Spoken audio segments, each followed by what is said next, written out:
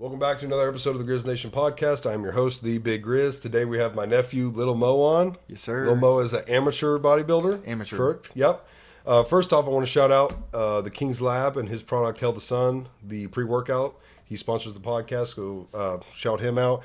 Use code GRIZZ at checkout for 5% off. I'll put a link in the description for that. Real quickly, we just want to preface. We did speak about some things. We are not medical professionals. What we say are things that we have done, do, or have experienced. None of it is to be taken with medical advice. None of this is medical advice whatsoever. Yes, sir. So, again, anything we said like that, we're not professionals. So, you can do your own research. Talk with your doctor, stuff like that. But whatever we say, do not listen to it. So we're not experts, we're not doctors, we're not professionals. So, but it was a really good episode. We talked a lot about diet, working out, gear. If you know what that means, you'll find out. And it was a really good episode. Really fun. So yeah, thanks for watching, and we'll catch you in the next one. Real quick, Little Mo, where can they find you on your Instagram? Moses Lifts, MOSES LAFTZ. And that's Instagram, Facebook, Facebook, just going to be Moses Martinez. YouTube, Moses Lifts. Okay. Guys, go find him there. I'll put the link in the description. I'll tag you in the post and all that. Appreciate you. We'll see you in the next one. Show some love. See you guys. Rolling. So, I even made a list of things because there's quite a few different things I want to go over and talk to you about. Okay. Questions and stuff. Do we put these on? Yeah, if you want to. You don't have to. Oh, you don't have to? You don't have to, no. I always wear them just so I can hear everything, but you do not have to. Okay. So, did we even discuss what this one was going to be about? It's kind of like the first one we did, but... No, I mean, we just kind of...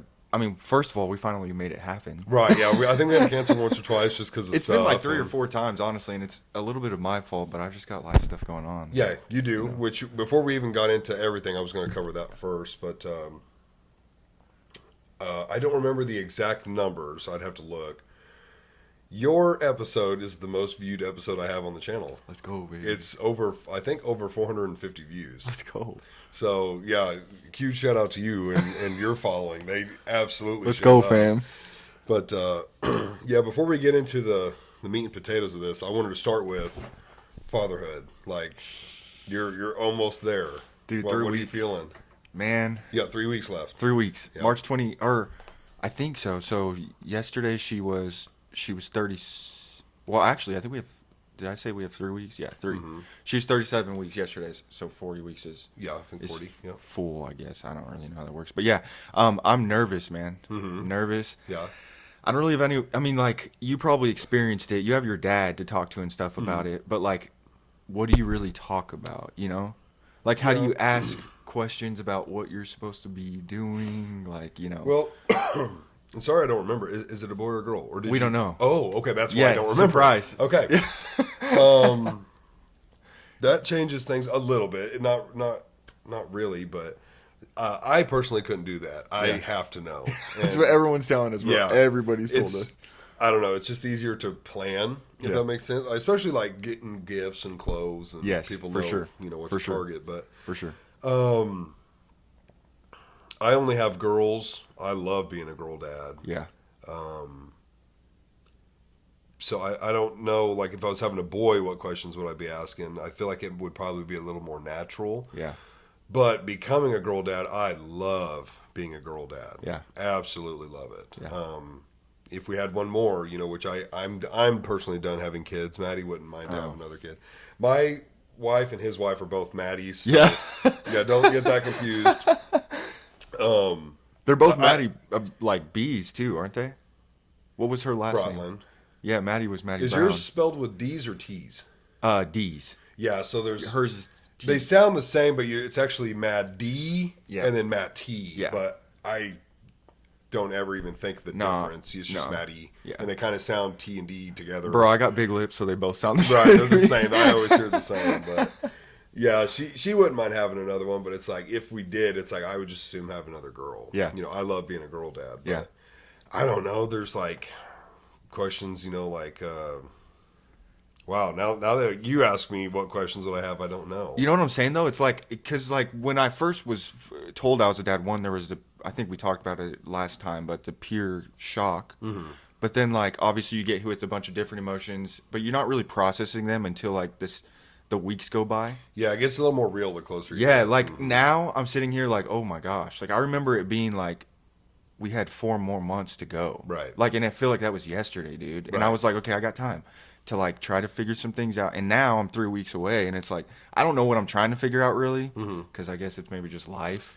But I mean, in all reality, there's I've seen this like meme, if you will, or whatever, but like there's no manual there's none, for dude. It's parenting. crazy. Yeah. You just got to do the best you can. You got to do what you think is right, what you think is best for the kid. You can obviously get opinions and stuff Yeah, from for other sure. people. And they got opinions. Yeah, and then some people like the way they were raised, they want to continue that because they thought it worked for them. Some Yeah. people, the way they were raised, they were like, "I'll never do that to my kids," Yeah. which is maybe a good thing. But Yeah. yeah, there's no manual. Bro, it's like- Basically, you're gonna go to the hospital, you're gonna have this baby, and then 1 to 3 days later, they're gonna tell you, "Get the hell out." Be safe on your way home. It's all yours. Good So luck. was your experience through the childbirth like that process? How was your like perception of it? Because I've heard different. I've heard some guys say like it's brutal. It's not really like that. That I guess cool to watch. It's a cool experience, but not cool to watch because it's just so like rugged and there's blood and blah blah blah. But then I've so- heard it's beautiful and like it's I would lean towards that. yeah It obviously all depends on it depends Personality. on your wife, and it depends on how smooth everything goes. If there's like a lot of complicated shit going, it's going to be less beautiful in the moment Right. because you're scared. right If it's like really hard on your wife and she's just like in a ton of pain, it's a little less cool. Yeah. With my wife, she took no pain meds. She like barely made any noise. She was just a champ through it all. So like I sat there and watched it, and I've watched both of them, and it's pretty cool. yeah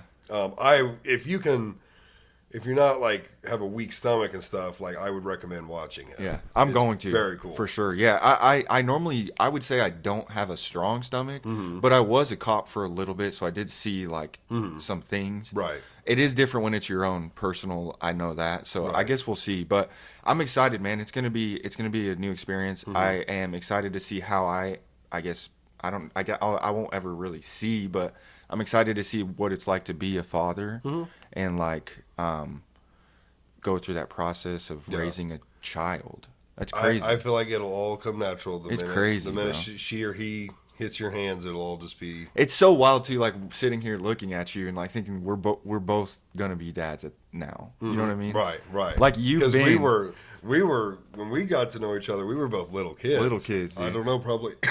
I think I was 12 or I think we were younger than that. 11. I think we 10? were younger than that. Sabrina's 9 years older than me. Sabrina's 11 years older than. And 10 how old years were her and Mo when they got together? She was probably 21. Okay, 21-ish. So, Right. yeah, I guess maybe, probably 11, 10, 12. I remember Something like when that. we first met, and Yeah. I think it was. I don't remember exactly where, but I know one of the times was like at the church in Freedom. I can Mm-hmm. vividly see it. But, anyways, yeah, it's just wild to see. Now we're gonna be dads Right. after all these years. Like 2 decades later. Yeah, you've been a dad, so yeah. But like Just 2 now, years, both yeah. of us. Right. Little Lil Escrete will be Little- next. dude, Lil Isaac's Escrete. getting married, bro. I saw that. That's crazy. I saw that. That's crazy. Yeah. Shout out I Isaac. need to reach out to him. Yeah. Saw that. Yeah, you need to Cool. get him on here too, man. He's got some cool stories. Yeah, I'd love to have him on. He's too. got some cool stories. So he's not to sidetrack, but Isaac, my brother, he works for I can't remember what it's called. I'm gonna mess it up, and I don't want to mess it up. He works for a lady named Jackie Stiles in Springfield. She's like this big local Missouri legend because she played in the WNBA. Was an Okay. amazing player. He works under her for this private like personal training company, and he trains these like really cool people, man. Like he has Really? cool stories. I Like did not know that's what he was doing. yeah, like fancier rich people that'll pay money to get trained, and he's got cool stories, dude. It's really cool. Like they give Wow. him things and like Chiefs tickets, concert tickets because they're rich and just Right. if they can't make it, I don't know. It's cool. It'd be cool to have him. Like, Definitely, I'll hit explain him some of up. that. That's But- awesome. I didn't realize that's what he was doing. Yeah, man, I guess he's I doing really didn't know good what too. he was doing. Yeah, he graduated Missouri State. I think a year or two ago now, and he's doing really good, man. He got that job. He's getting engaged. JC's a nurse. Shout out JC. Yeah, I Shout knew out she was a nurses. nurse. Yeah. So congrats to them. It's really cool. It just happened like a week or two ago. But Yep. Yeah, he's doing really good, man. You got to have him on. Good. It'd be cool. Good. Yeah, I'll hit him up. Yeah. I miss Little Script Day. Yeah. The three of us do when we were, Yeah, it's crazy, you know, dude. kids and teenagers. I mean, we hung out all the time. I was just thinking the other day whenever we were talking about doing the podcast, Mm-hmm. and do you remember that one time we were in like I think we were camping or something, and it was literally just me and you. We got lost.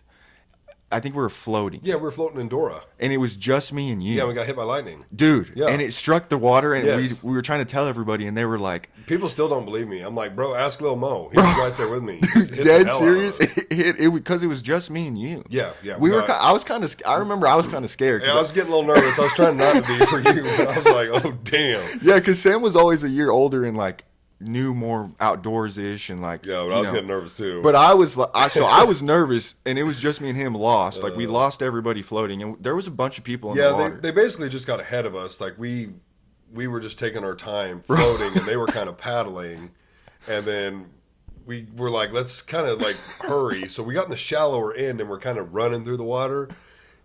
And that's when it hit us. Dude. I mean, I don't care if you believe me or not. It shocked lightning us. definitely like hit the water somewhere, and it fucking shocked the hell out of us. And So we I'm- got up on the bank and started running. with I'm our pretty sure other floats. people said the same thing that were around us, but the people we were with, our families weren't around. Yeah, they were, So it was they were like way up.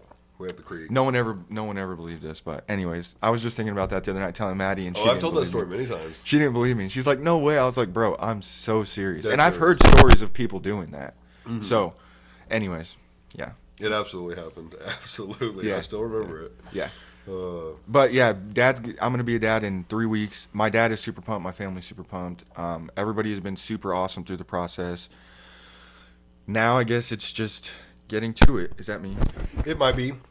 It was. Yep. I was gonna mess with it. but Perfect. You got it. My Yeah. bad, I had some of it too. I just heard it.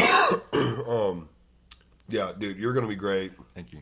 You guys are gonna be really good parents. Thank So it'll just be nothing but to enjoy it and start learning. There's no other way but to learn it. You just gotta jump into it. Dude, and the crazy thing is like I'm gonna be which we'll probably talk about that too, but I will be going through prep literally a month or two after the baby is born. So it's gonna be like and a lot of people think that's a stupid and crazy decision, and honestly it might be, but I don't know what that looks like. So we're gonna just have to navigate through that process because Right. prep's a hard thing, and also so is becoming a parent. Right. So It's going to be very tough. yeah, so I'm debating. I mean, we are planning a show September 6th in Frisco, Texas. It's going to be an NPC. So, and what that means is it's a national, I forget, national professional something. Anyways, it's going to be a show that if I win in my class the first place trophy, then I will be considered a IFBB pro. So I've got a lot of stuff, you know, that I'm trying to like plan on doing to Right. make that happen, but Right. we'll just see what happens. So, because the baby comes in 3 weeks, and then we don't know what that looks like a month or two after. Yeah, You know? it can get complicated. It depends on the baby. Some babies are Right. really good sleepers. Right.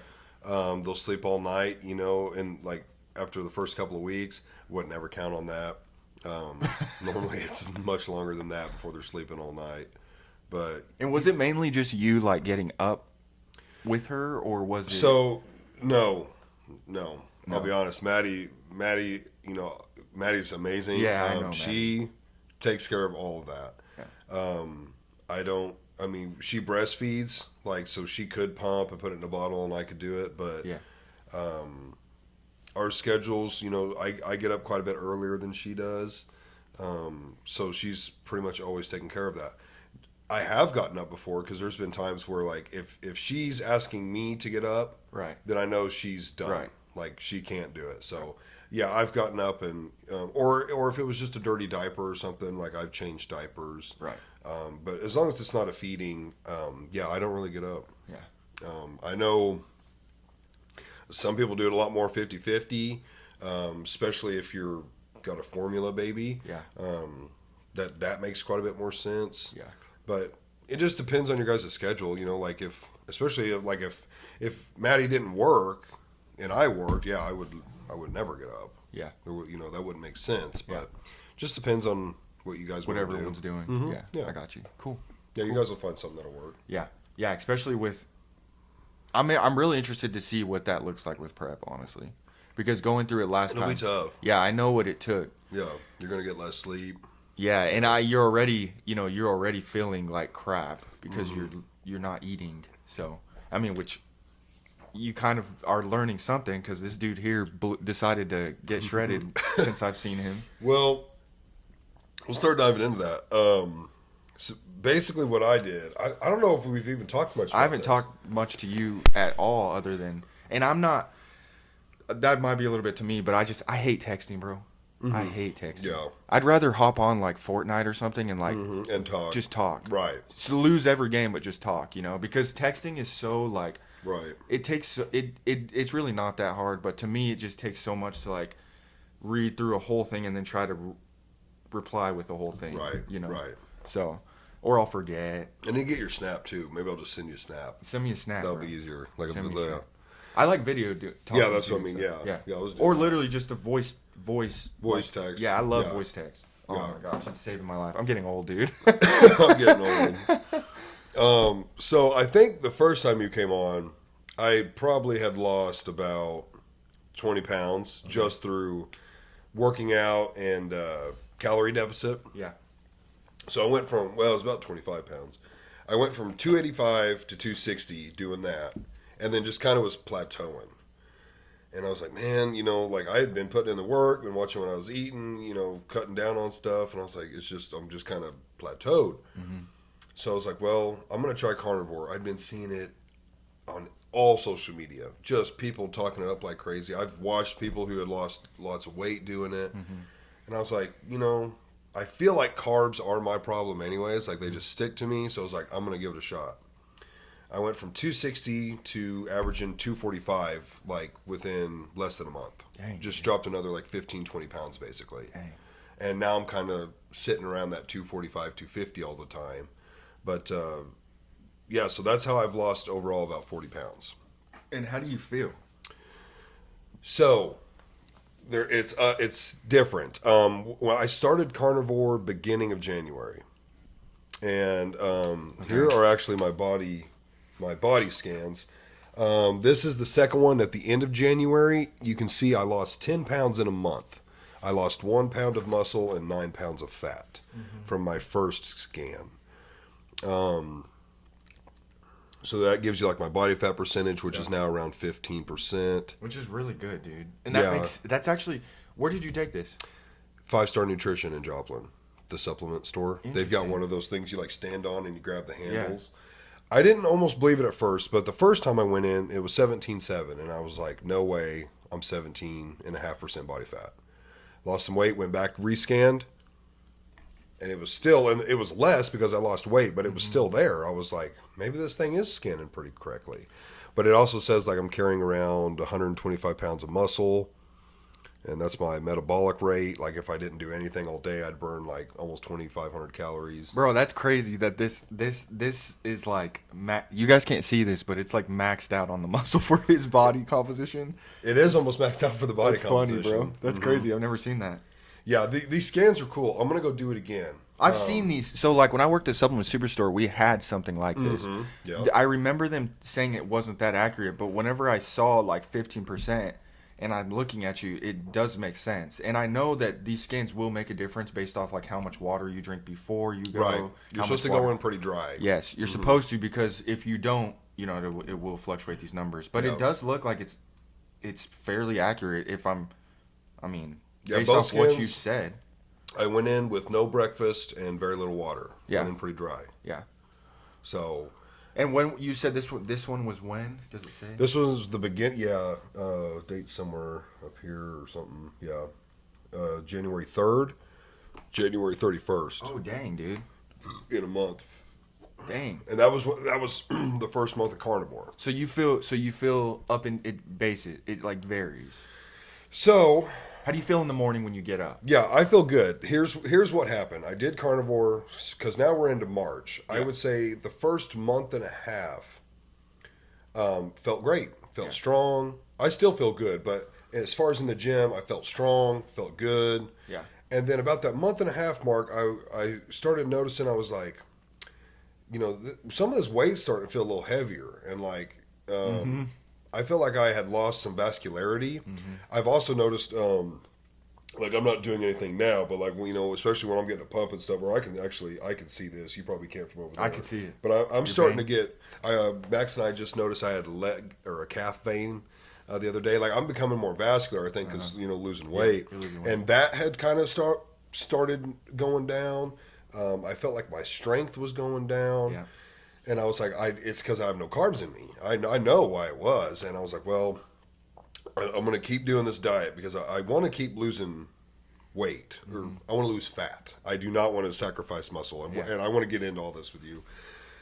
But well, before I keep going, I don't care about gear. Right. Right. How do you feel? Speaking on it? Yeah. Oh, I'll speak on it. Okay. I would prefer not to go into dosages, preferably. For you? For me, Okay, personally, that's fine. or tell someone what I would recommend. Okay. Just because I'm not a doctor. Right. And I yeah, can tell you what I'll tell you personally what I've done, and then Yes. you can like. Yes. At But- the beginning, when we're going to do an intro. Okay. Okay. And I wanted to make sure we kind of covered this and Yeah, what for we sure. wanted to say. In the intro, in the beginning, we're going to say, hey, Totally. we will be talking about this. We are not medical experts. Yes. You should not be taking our advice, listening Love to it. us. Yeah, we'll put that in there Love for it. sure. And Yes. you don't have to go into details on yours. I will on mine. Oh, for sure. I'll go in. I'm totally. I mean, last time I was here, I think I went. Into think we did. some. I did obviously. I said the same thing, and I Right. just wanted to make sure. Yeah, we'll be clear about that. Yeah, and yeah. we're clear about that right now before we start talking Yeah. about it. Yeah. I was like, you know what? I'm gonna hop on another cycle. It's time. I'd been off for probably 8 weeks. I was like, it's time to start another cycle. So my first cycle I ran, and when I say cycle, folks, I'm on doctor prescribed TRT. That is not what I'm talking about. That is like an always thing. The cycle is extra. The first cycle I took was 500. Millis. 500 millis of Test C. Loved it. Felt good. No Weekly. Yes, 500 a week. Weekly. For 8 weeks. Okay. Loved it. No problems. Everything felt good. Got off that. Weaned Did my you way back down to normal. Yeah, I was gonna ask. Did you I did not trickle? wean. I went straight back to normal. Went straight back. Yeah, went straight And back did you to normal. notice anything? Nah, maybe a week of just like, man, I kind of wish I could get another big Yeah. dose. But after a week, it was like right back to feel good. Yeah. Love that one. I was like, you know what? I'm going to do a 750 milligram cycle as long as there's no upfront, nothing upfront weird going on. I'm not getting gyno. Yeah. Nothing physical that I can see or feel is bad. I'm going to try it. So I've been running 750. This is week probably three or You're 4. on week 3. Week 3 or 4. Have you 750 tried? a week. Have you tried doing, like, say you run instead of an 8-week cycle, but run like let's say 14-week cycle, and then starting at like 375 and run that for like 2 weeks, and then 2 weeks run 450, and then 2 weeks run. That way you're not just like shooting your test up just Right. max. You know what I'm saying? Here's why. I know, and I'm not saying that you should. I'm asking because Yeah. I want to get more depth into like what your body does, and Yeah. give people more context as to why you're choosing. Yeah. to do. Why I'm choosing the 8 week is I have to go to the doctor every 12 weeks. Oh, okay. And while they don't require any blood work, I've had blood work done twice. The first time to get it prescribed, and the second time because I asked for it. I just don't want any questions. Right. And there's more about why running 750, why I probably need to get off of it before I go to the doctor, which we're going to get into. But I'm on the 750, and it was this week. It was week 2.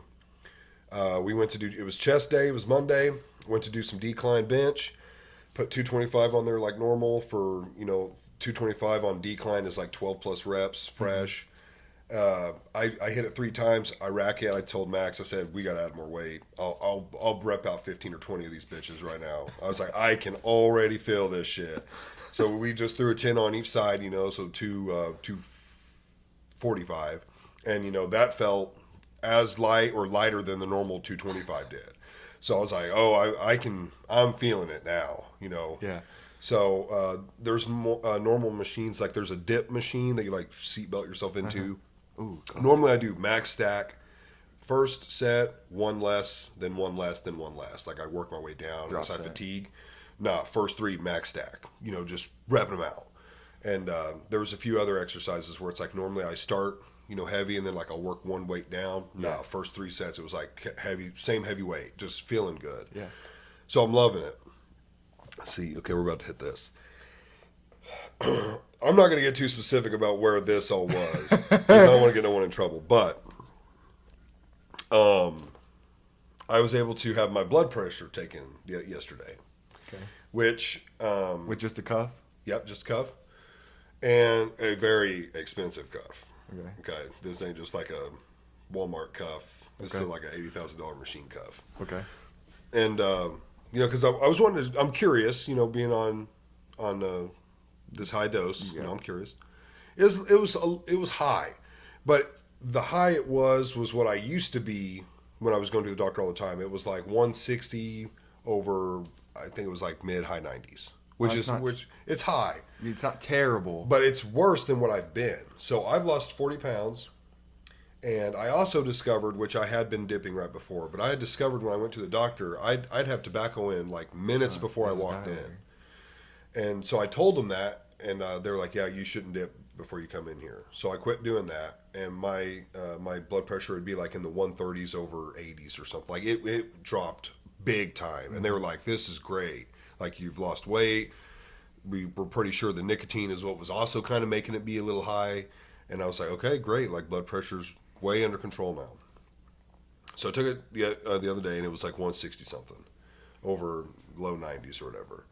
It's like a little concerning, but nothing crazy. I'm used to that. I used to be used to that. Well, then we decided to fully hook me up and check everything. We weren't doing anything. It was like, let's hook me up to everything. So I had a 12 lead on where they can see my heart. Dang. We had the blood pressure cuff on, the O2 sensor. Like O2 was great, heart rate was great, heart looked good. Blood pressure, the first reading, I left it upstairs.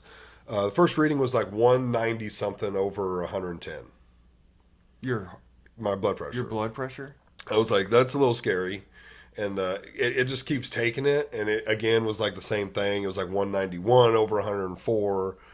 And I was like, well, that's pretty high, right? And they're like, yeah, that's like stroke level high. And so I started going through the day, and it was like, okay, I had drank 40 ounces of Red Bull.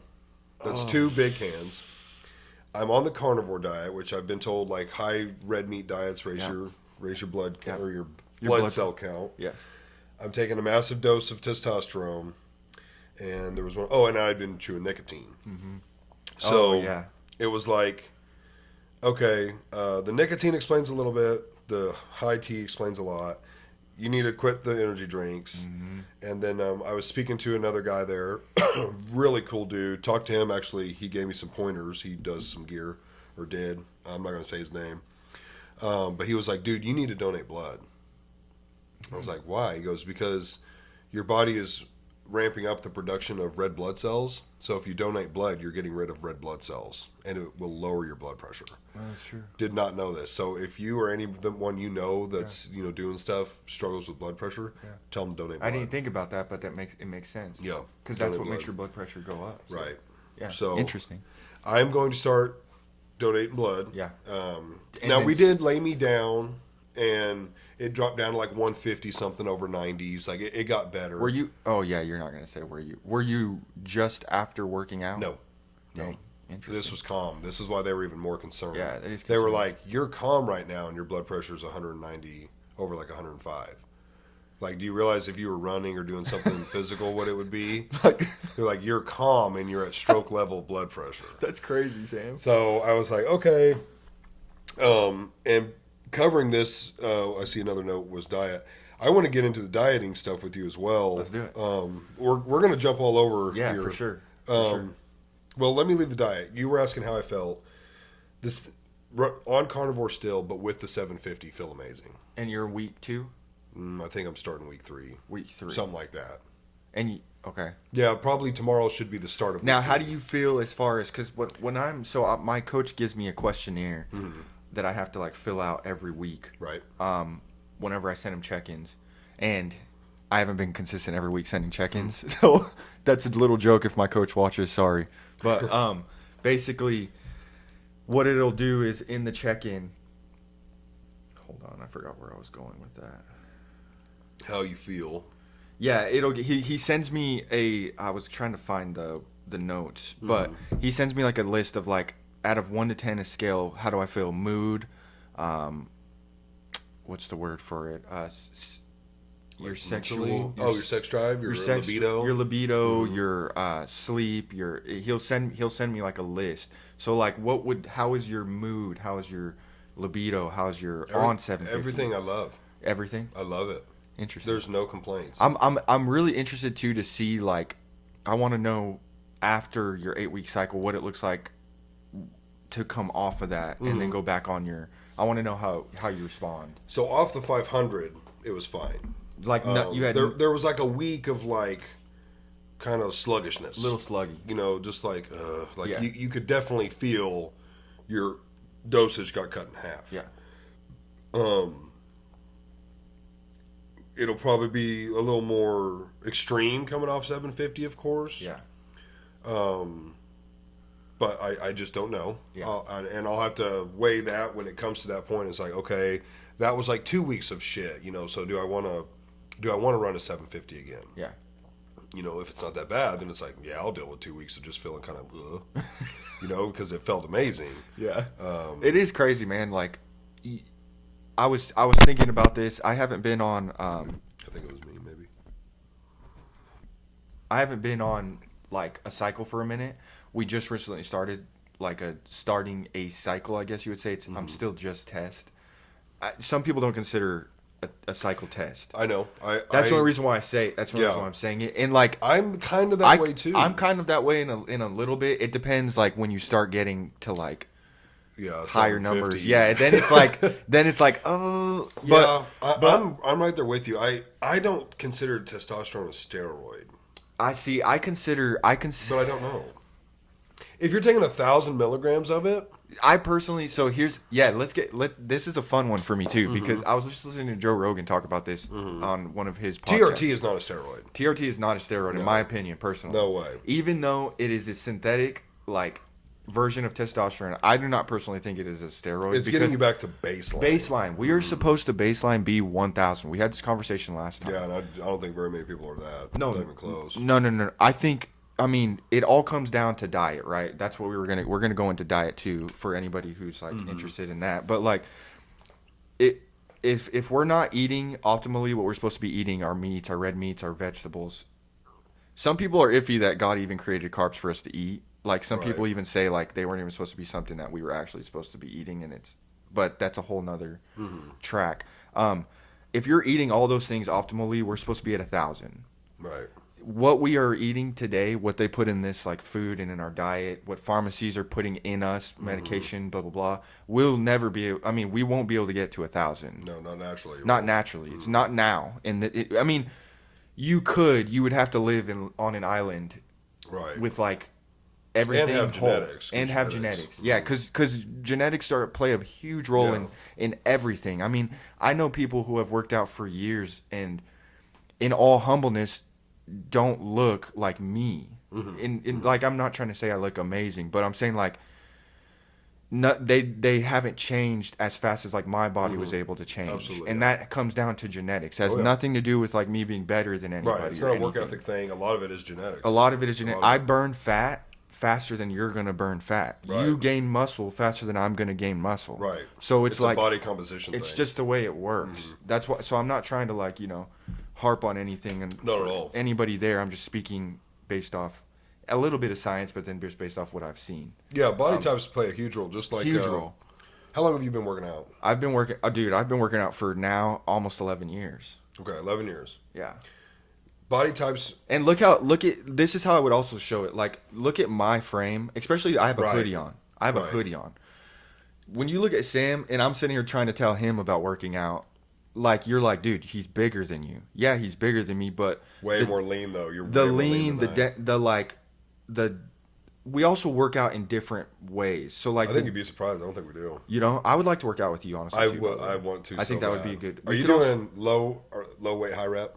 I'm gonna start. I'm That's still what I do a kind of lot heavy. of. I'm still kind of heavy, but my heavy to you, that's another thing. Is like, Right. you know, like my heavy to you is probably 12 rep. Like my max bench is realistically right now, if I really tried, 1 rep, maybe 315. Okay, that's mine. Maybe. That's mine. Maybe though. I'm saying maybe. But here's the difference in me and you though is like that would take everything I can. I really think if you were to do everything you could and you had somebody who taught you how to do it the right way with somebody Right. there, you could probably do 400 or more. Mine was 315 on nothing. But And how long ago was that? 8 months. Bro, I'm talking right now for Yeah. me. And it might be different for you now because you're leaner. It changes. Anyways, Absolutely does. the quality of muscle that I've built over 11 years is different than the quality of muscle he might have built in however long he's been working out. You know what I'm saying? Right. It's just the time you're learning this with your body. Everything takes time. So to lose weight, it takes time. To gain muscle, it takes time. Yep. To do both, it takes time. Right. A lot of time. Yeah. I mean, you know it's taken. I mean, you've lost a lot of weight very fast, but it hasn't been. It's not overnight. It's been a journey. Yeah, you know. it's not overnight. So- I think we're coming up on. I think I got to be coming up on a year going to the gym. It would have been that's awesome, sometime this time last year. And I'm It'd take a serious, couple bro. Like months. you guys don't understand. I haven't seen him in a while, and so when I first walked in the door, when I first walked into his house, I was like, "Sam, what the heck?" Like Yeah. I don't know if you remember my reaction, but I was genuinely Yeah. shocked. Like, bro, because I haven't seen him in a while, and he's lost 40 pounds. And when you lose 40 pounds, you can tell. When you lose 10 pounds, sometimes you can tell. Right. 40 pounds Right. is like a big difference. Like See, you and can it's- see your V taper, you can see your shoulders, you can see your. And for somebody that like that's all I do is look at bodies. I know that sounds weird, Right. but I can notice the small Yeah. little things that other people Yeah. don't. Like I see your trap formation coming in, the depth in your clavicle and your traps separation. Your Right. you know, I mean your forearms. You can see your veins in your forearms. I could tell that your legs are still big, but they're solid. Your waist is shrinking. Your chest is becoming more full. I can see you have a problem flaring your lats, but you have them. You know, so I mean everything that you're doing is working, and it's awesome. Bro, I love it. I love the gym. It's awesome, man. It's cool. I'm at the point now where like I cannot go to work Yeah. without going to the gym. Like I make sure, even if I know I'm going to be 10 minutes late, it's like I'll at least hit the bike or something. I've got to do You something. have to, yes, bro. That's. I remember when we were first talking. Once you get into like that flow, it becomes like a need. Yes. Like it's almost like you just. And sometimes that it is the gym is a selfish thing, but it's a selfish thing in a good way because it's doing it for you, but then it's also doing it for like your spouse, your family. Like Yeah. what it's gonna do up here for you is good, but what it's gonna do for your kids' eyes and what they see and what your wife sees. How long you can be here. Bro, how long you're gonna live? Yeah, like that's the main thing now, especially when you have a kid. I'm sure is longevity. You know, we want to do all these things and take tests and like do all these things, but we also want to live a long time because we have kids. You know, Right. So, I mean, I think if you're gonna keep on this track, just make sure you're doing it the right way. We do. I mean, he gets blood work every 12 weeks. I need to get more. So he sometimes does. I actually called today. They didn't call me back. I'm gonna go get my blood work done. I'm next interested Friday. to see what it is too. You'll have to I text am me too. separately and let me know what that. I know a handful of nurses that I'm going to have a look at it. Again, don't listen to us. This is not medical advice or anything like that, but I don't want my doctor involved in my extracurricular For sure. stuff. So Well, I'm they- going to take that and have some nurses that I know look at it. Yeah, the reason why Sam is saying that is because, and everyone was going to have their own opinion on this, but your physician is not a doctor trained for like your hormones and stuff. Right. So like Which is they're primary. they're there to just make sure if there's something wrong they fix it, but they don't understand that like when your test is 1,000 that there's not something wrong with that. They're taught differently though. So, and again, everyone's gonna have their own opinion on that Yeah. that take and everything. This is Right. just my own personal opinion. And my his own doctor is personal opinion. really cool, but I don't want to. Mine is too. I just don't want to go down that road with him. I want to keep like my legal health normal with him, and then my extracurricular health. And I think problems. that's how it should be though. I mean, Yeah. we pay them, we go to them. Yeah, well, I should be able to just go to him and be like, "Hey, like, thank you for getting me on TRT. I do need that. I don't want that to stop, but I'm taking extra, and I would like for you to look at this." So And can you I just make could. sure I'm gonna like be okay? Yeah, and maybe I could, but at the Most same time, I doctors don't ain't wanna like risk that, it. bro. Like- I feel like he honestly would be. I don't know your doctor. So my doctor But I don't freaked wanna out. risk it. My doctor freaked out. Yeah. I told him. So like that's why I ended up coming off for a little while. Mm-hmm. So flash back, and I'm not trying to go No, you're good. side topic here, but like before after my last competition, I went to the doctor because I had to get my blood work done, and this is my first time ever going through this stuff and taking gear and doing things. So I don't know how this stuff works. Me being naive to that, I tell my doctor after I get my blood work because he calls and he's like, "Hey, why is your testosterone 1400?" And I'm like, "Oh, I'm on test," and then boom, that's when he starts freaking out. Starts kind of panicking on the phone with me, like, "Hey, you got to stop doing that. You're going to be sick." And that, to me, as a normal person and a doctor saying this, you're like, I'm going to die. Right. Like this is. So I'm telling my wife this. She's freaking out. Like, not freaking out, but like nervous. And I'm nervous. And I'm telling my coach, like, I'm not doing this no more. Like, I'm done. And he's like, you don't understand. Like, this is what they're trained to do. Like, blah, blah. And I'm like, no, like, I'm not doing this. I stop. And that crashes my testosterone. And I'm like in a bad spot for a minute. I was in a Right. bad spot. Right.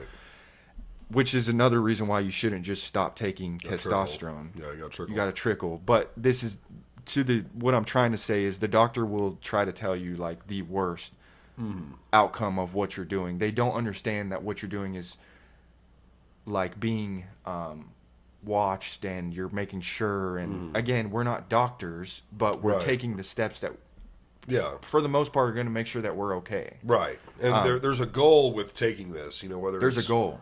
just wanting to Yeah, wanting what to is be your a goal? bodybuilder, wanting to just lose fat, gain muscle. Like my goal is just to literally lose fat, gain muscle. Right. And we'll stay on your thing for a little bit, but that's another thing I see it right here that I want to go into as far as Yeah. the gear, but you finish what you're saying. Oh, I forgot what I was asking. What was your goal with it? Oh, But okay.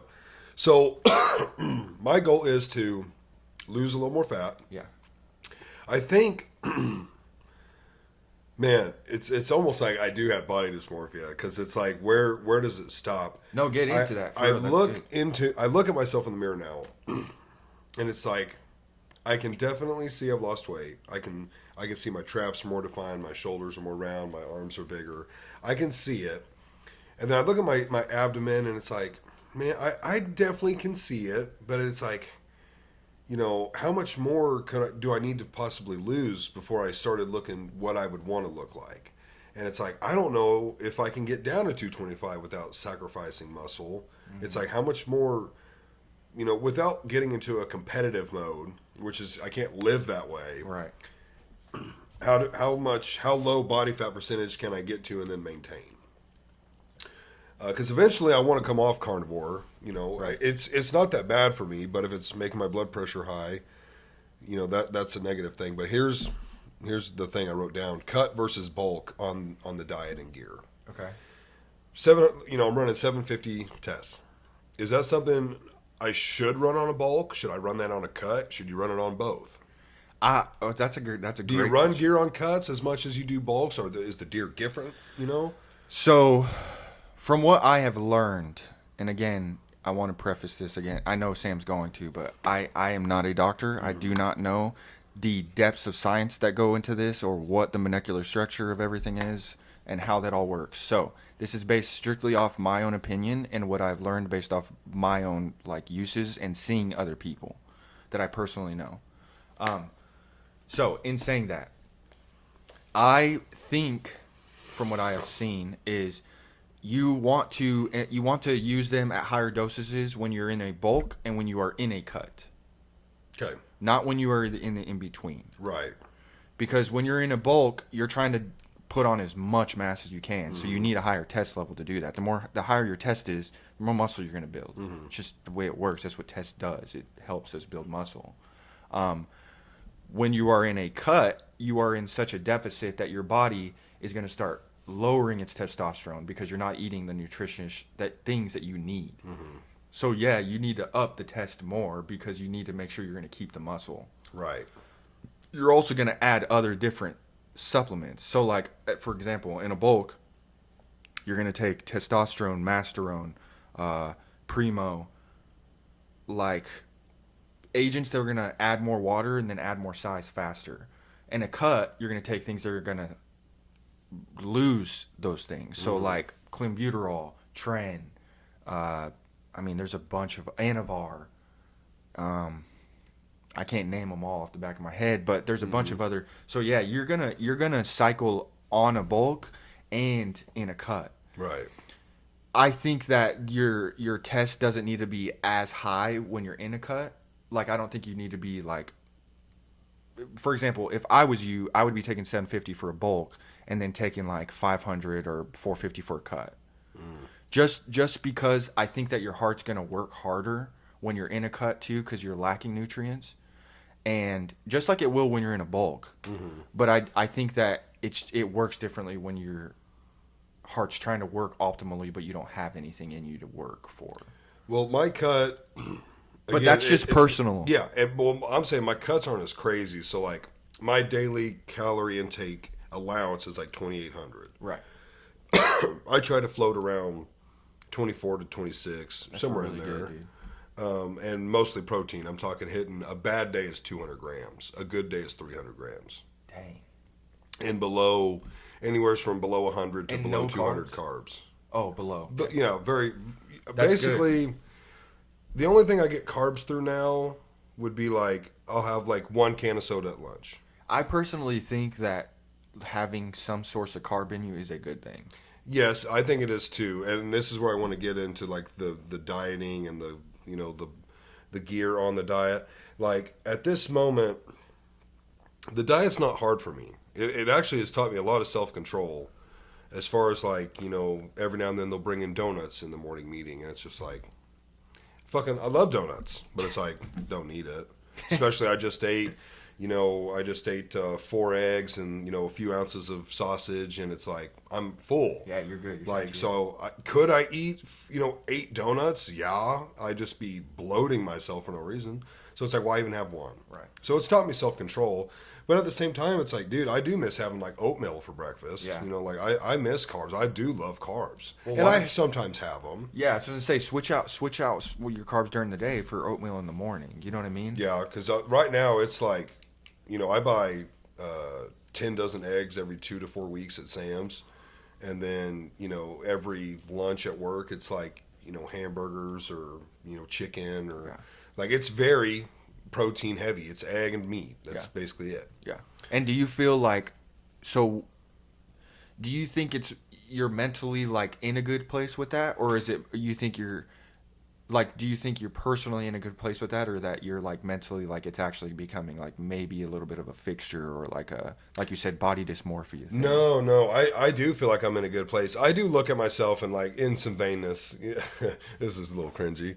I'll be in the bathroom or something. I'll hit a flex in the mirror. Sure. I'll be like, fuck yeah, you know, I'm looking good. You have like, to. yeah, and, You and- have to. and you should. Like, if you're working on yourself, You you have should to. take pride in what you've been able to do. Yes, 1,000%. What, dude? I post videos. I post videos flexing in a camera, Right. And to be honest with you, a lot of people ask me, and this is a good thing for me to say right here, like why I don't post like content of like, hey, what are you eating every day, or what are you doing to like look the way you look? Like, hey, it's cool that you could flex in the mirror and stuff, but like that doesn't teach me anything. Right. And I totally hear everybody and everything, but like the approach that I have with my Instagram as so far has been like, I'm not somebody that like wants to be an influencer really, or like I've learned, I don't really want to be like telling people on a video like, hey, this is what I'm doing every day. I'm just not good at that part right now. But I hear you. I hear everybody that like says they want more and stuff. And so like I've been talking with my wife. She's been running my Instagram account, by the way. I don't post anymore. She does for me. She does it. Yeah. The only reason why I choose it is another personal reason of like Instagram for me has like anytime I'm swiping, bro, I'm just gonna get real. There's a naked chick or there's a girl in a thong or yeah, and like while I'm not looking, like I'm not sitting there like, you know, staring at it. I'm seeing it, and then also like I just feel like it's not right for me personally if I'm married. Yeah, That's just a personal thing. Yeah. So that's why I'm not there. But I hear everybody saying that, and I do want to get more into. I mean, how do you have seeing my content? I mean, would you like to see more content? Yeah, like, I think you would need to post more of like what I'm eating and like what I'm doing. Yeah, I would like, think of everything. of just everything because I only post flexing right now. Yeah, I would say everything. And it's such a hard thing though. I mean, you're learning with this. It takes like it's not hard, but it takes time. And then also like when you've got you feel like you have a lot of things going on outside of just this. Right. It makes you even think more. But in reality, it takes me 5 minutes to get on my phone and sit there and make a little video. Right. But I'll do better about that. And I mean, do you think people would be interested in? I mean, you guys can reach out to me or even let him know if you guys listen to this. Would you guys want to see more of like a vlog style prep this go around? I was literally thinking vlog style. Like a vlog style. And honestly, that would help me be more accountable to like do it. I'm not saying post a video Monday, Tuesday, Wednesday, Thursday, Friday. Maybe Monday, Wednesday, Friday. Because bro, when you're in prep, dude, to be honest with you guys, I'll make a deal with Sam right now, actually. I will come here during prep. And then I can show you guys like, you know, we can show like where I'm at, what it looks like. Bro, like I would love if we went and worked out today. I would love it. I don't know if you have time, but where? Joe's Gym, Monette. I might. Work out with me. I might. If we can, I would love it. I'll ask Maddie. I would love to hit a workout with you. We can talk about that after. But like, and I'm serious about that. If you have time, I'd do it today too. I know. I'm trying to think in my head. I wouldn't mind doing one at the gym. Like not a full pod at the gym. Oh yeah. Like shoot some stuff here before or after, but go to the gym, get a pump, and then like show your flexing and stuff. Yeah. Yeah. Sure. I would love it. And then I could help you. I mean, bro, when I'm at the gym, I have people now, and this is what's cool about like what I've kind of just like posting videos and stuff. I have kids and like even grown men that will like come up and like. It's weird, but I've gotten used to it. They like will stare at you. They'll stand right there and just stare at you while you're flexing. It's a weird thing, bro. But like, I remember watching videos of like people doing that with like, I don't want to say Ronnie Coleman because I'm not even. I don't compare to any of these people that I'm trying to say. Well, that's like open. It's just different. It's cool though that like, you know, people will come up and ask me for tips on like how to flex and stuff, and like how to pose. And I'm not a pro or anything at any of this at all. It's just given me an opportunity to like grow and become closer to people and like help and like see you, I mean, thrive in the fitness industry and stuff now. You know what I mean? Like, bro, you're sponsored by a pre-workout. You're going to the gym every single day. Like, it's so cool, man. I genuinely love where America is going to because it's more health motivated. Like RFK. RFK getting elected, in my opinion, is one of the biggest things that we could have done as like U.S. I feel like everything is going to become so much more easier for bodybuilders or people just trying to get in shape in general. Yeah. I think we're going to start eliminating a lot of bad things that are in our foods. Yeah, our foods are terrible. And you'll notice it. You'll see differences. I'll see differences. I'm excited, man. I eat processed shit. Like, don't get me wrong. I don't do carnivore 100%. Right. I do a lot of it, but... What carbs do you think you eat outside of when you're just doing carnivore? Sorry, I know liquid. I sidetracked, but... Liquid. That's carbs? Like, okay, so... Juices. And, man, the last, 6 months, I'm like a pregnant woman with Red Bull. I crave it. And I am not a pussy. I will not buy anything under 20-ounce sugar. Sugar Red Bull. Won't do it. If it ain't a 20-ounce, I'm not doing it. And those things have 54 grams carbs in them. Is the 20-ounce this one? No, it's this one. And it's not the sugar-free? No. I hate the sugar-free ones. Now, Monster, which I used to drink Monster, they have a low-carb or no-carb energy drink. I didn't know that. I believe it's their OG flavor, which is the main one I like. But I was looking at their flavors the other day, and I'm looking at them, and I go, ew, what's a low carb flavor? That sounds disgusting. And I was like, I'm retarded. It's not a flavor. It was no carbs. It took me a second because I was used to reading like, oh, watermelon, strawberry, whatever they were. And I was like, low carb. What the hell is that? And I was like, oh, that means there's no carbs in it. They put the wrong label. Right. But I was like, interesting. But like, I have tried the sugar-free Red Bull.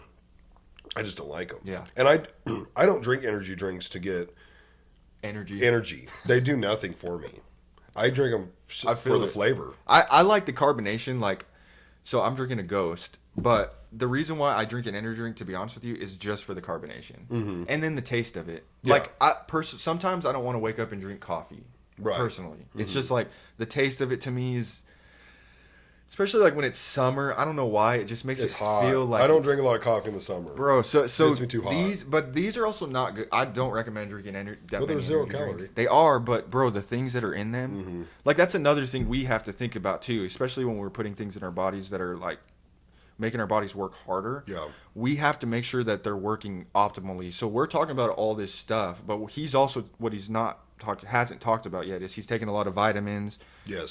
He's doing a lot of things to make sure like obviously he's going to the doctor. I mean, I actually just switched to those vitamins. yeah, the animal pack. The animal pack. It's I been just Animal switched Pack's to them like Monday, Sunday. It's been a staple in bodybuilding for a long time. Yep. There's, I don't know, 8 or 10, Pills. big pills, all of them are big. And I mean, they got all the vitamins that I have used to so take much. it. I used to take it. So much stuff in them. Yeah. It's just a little cheaper when you can obviously buy them separate on their own, and then also how much you're getting exactly. But these have way more stuff in them than Animal Pack's legit, bro. Again, it's one of those things where it's like if you want to spend however much a month versus And that's why I asked you. It's like, hey, this is like, someone like me or you should probably be taking 2 of these packs a day. It's like, man, then you're doubling your expense. It's like, no. And your liver, I mean, it's not taking any hit from anything because it's healthy. It's healthy stuff. I mean, it is still having to process a lot of that. So, right, exactly. You got to think about that stuff too. And I need to up my water. I've noticed my piss is like neon yellow. Dude, my water intake, and that will also come from the multivitamin now, by the way. Right, that's why. Like, I'm like, damn, Yeah. it is packed. I remember the first time me and Dad took a multivitamin was like my senior year in high school, and we went to the restroom, and I remember asking him we were both like, hey, is your pee like, and we like were freaked out, so we Googled it, and it's actually it's a thing. Yeah. So I remember though thinking like, bro, this cannot be healthy because Yeah, it's like almost glowing. It's glowing, bro. It's Yeah, crazy when you it's take yellow. a multivitamin. If you know what we're talking about, it's if you've never taken one and then take one, it's pretty. And it can get better if you're really hydrated, but it's like never clear when you're Yes. taking vitamins. Never Yes. clear. Yes. But, Let's see, supplements. There's, like I said, I got a few things on here. Well, while we're on the topic of supplements, and again, like at a certain point, you kind of want to stop spending money. There's only like so much I want to spend money on, but like I'm drinking normally 2 protein shakes a day. I take 10 grams of creatine. I think 5 grams of BCAAs, my vitamins, my testosterone. I ran out of that L-carnate. L-carnitine? Yeah, carnitine and the L-tartarine. Taurine? No, it's not taurine. Taurine's in the energy drinks. It's like tartarine. Tartarine? Yeah, it's on that bottle. It says L-carnitine and then L. I'd have to see it. Yeah. I would know. I didn't get any more of that because those Animal Pack have 1 of them in it. So I was like, I don't know if I need to keep taking those, but like between the creatine, the gear, the protein, I think I said creatine. It's like, is there anything else that's like big hitters? Like, hey, you need to be on this. Like, I know creatine's a big one. Like, anybody that's working out should be on creatine. That's like the number one. I mean, trying to think off the top of my head what I can think of. I highly recommend. I think everybody should be taking magnesium personally. I think the Animal Pack has magnesium in it. Yeah, I think it does too. It has like literally, dude. I'm telling you, it's got every kind of normal vitamin you can think of. If you're, dude, and that's why Animal Pack's been around for a long. Yeah. Like they know they're good, man. I mean, not only do they have like all of your typical vitamins, but then they have stuff extra like stuff. beetroot and Yeah. turmeric, Yeah. and they have. like It's a good literally company, bro. on the back. It's not just a tab this long. If you're looking, it's like a 6-8 inch tab. There's a second one next to it of more shit that's in it. That's how it should be, though. And honestly. it's a palm full of pills. Like I believe it when it says like Yeah. they're in there. No, I'm it's a lot. It's It's like a 8 lot. to it's at least 8 or 10. I think it's 10. I think Big horse pills. Yes, big pills. Like it's like when you buy like a legit. I'm trying to think of one. Like fish oil pill, and it's like this big Yeah. of just fish oil. Yeah. That's the ones that you They're get with almost it. that size. Yes. Now, on top of Animal Pack, I do also take a fish oil pill. Good. I recommend. So that's why. I mean, obviously, I recommend any kind of vitamin you can get. I recommend creatine. It's the most highly. I mean, everyone should know at this point that it is the most researched product available. There's nothing negative with There's it. nothing negative. All the things about everyone saying it used to do with like your kidneys or whatever, it's not true at all.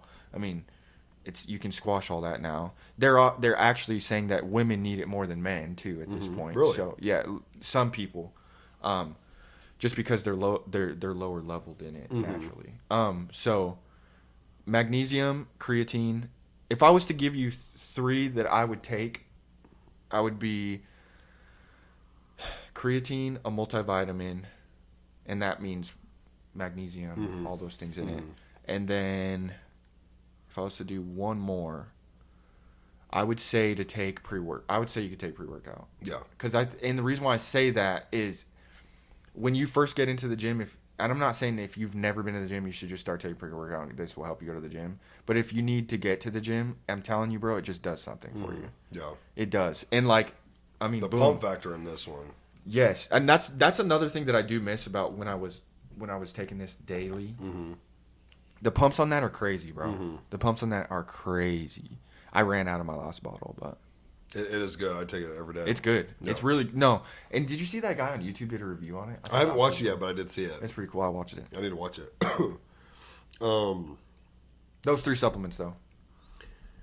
So let's see. I don't want to skip over that one. So like my workouts, we briefly talked about this, but my workouts have mainly been lower weight, higher reps Okay, because you're trying to lose. because I'm trying to lose weight. I'm doing more of like what I would think is considered like a bodybuilding, type workout. Like you're not doing a strong man or a power lifter where it's 2 to 3 reps. Like everything is 8 to 12 reps. And I've been doing that for a while. So like incline Smith, 225, normal incline, 185 for higher reps, 225 for more like 8 reps, maybe 5 to 8. And again, being on this, like all of this stuff, being on the 750, all of this is going to go up because, like I said, normally decline, and I could definitely do more weight. But I watched that Dr. Mike something good. bald guy, He's good. and I really listened to him when he's talking about like slow, controlled, eccentric movements. And so, could I do 8 to 12 reps on bench with 245? Yes. I do it with 225 because when I'm bringing that bar down, I mean, it's coming down slow. I'm touching my chest. I'm fully letting that pec stretch, and then I'm pushing up. Yeah. Like it's nothing is rah, rah. Nothing is like that. Everything is super slow, up and down, full extension, which you don't have to do full extension. But and actually the last week I didn't do full extensions, but everything is nice and slow and controlled. So if you're thinking, well, you're so big, you should be doing more than 225. Man. I can do more than 225, but bro, I'm doing 225 on these very controlled. I mean, I'm getting a good pump. I do need to start squatting more. I don't do a whole lot of squat because we don't have a lot of time. That's another thing I don't like. We only work out for about 30 minutes. Oh dang. I would have to sacrifice more sleep, and I don't want to do that. But we hit it hard in 30 minutes. We hit 4 lifts, 4 sets per lift. So on a chest day, it's let's just 4 bench, 4 tries, another chest, typically like a fly or something, and then a shoulder. Okay. And when I leave pumped. If the intensity is high, the intensity's there. Then you're Max great. and I, there's almost no talking with other people. Some days Yeah. it can be worse, but I'm talking 90% of the time. Yeah. I get up, we change weight. He does his. He gets up. We change weight. I do mine, and it's like that and then we started supersetting. because we used to work out to about 5:40. We had about 10 more minutes. Well, we needed a little more time to get to work. They wanted us there a little earlier and stuff. So it's like, hey, when we do the triceps and the shoulders on chest day, we're going to superset that. So while you're doing tries, I'm doing shoulders. And then when we're done, we switch. Yeah. And then we switch. Yeah. And so it's not one guy watching one guy. Yeah. You know, we do that on like the core lifts, you know, the chest. But when it comes to the other things, we're taking turns. Right.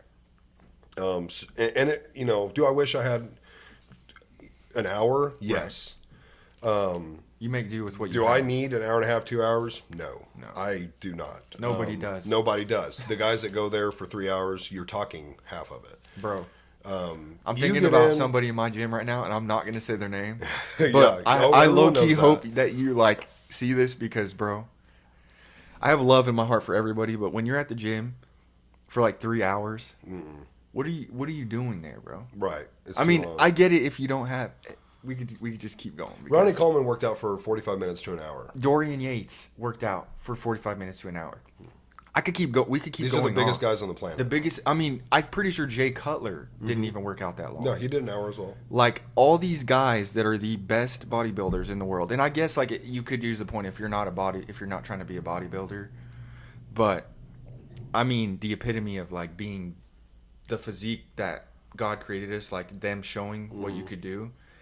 They did it for an hour. They worked out for an hour. Yeah. Granted, they used other things and stuff, but again, Yeah. that's just an excuse in my opinion. Right. Yeah. You can get a lot done in 30 minutes. Yeah. Like if You can you're get a lot done in 30 If you're someone who's saying, well, bro, I just, you know, I don't have time. I don't have time. Bro, you do have time. You do have If time. you're sleeping for 8 hours, you can shave an hour of that off. Bro, you don't need 8. Let's go That's off a on these myth. people right now because You can get by with 6 to 7. you could get by. So sacrifice an hour of sleep and go for 30 to 45 minutes, bro. You don't even have That's to go all for it 30. takes. Go for 20, 25, bro. Like, Right. Start out small. as if you're just like hammering it like you and Max are, it doesn't matter how long you're there because at the end of it, your muscles are fatigued. That's Right. the point of it. I'm telling you, 20 minutes in the gym is better than 0. 20 minutes is better than 0, dude.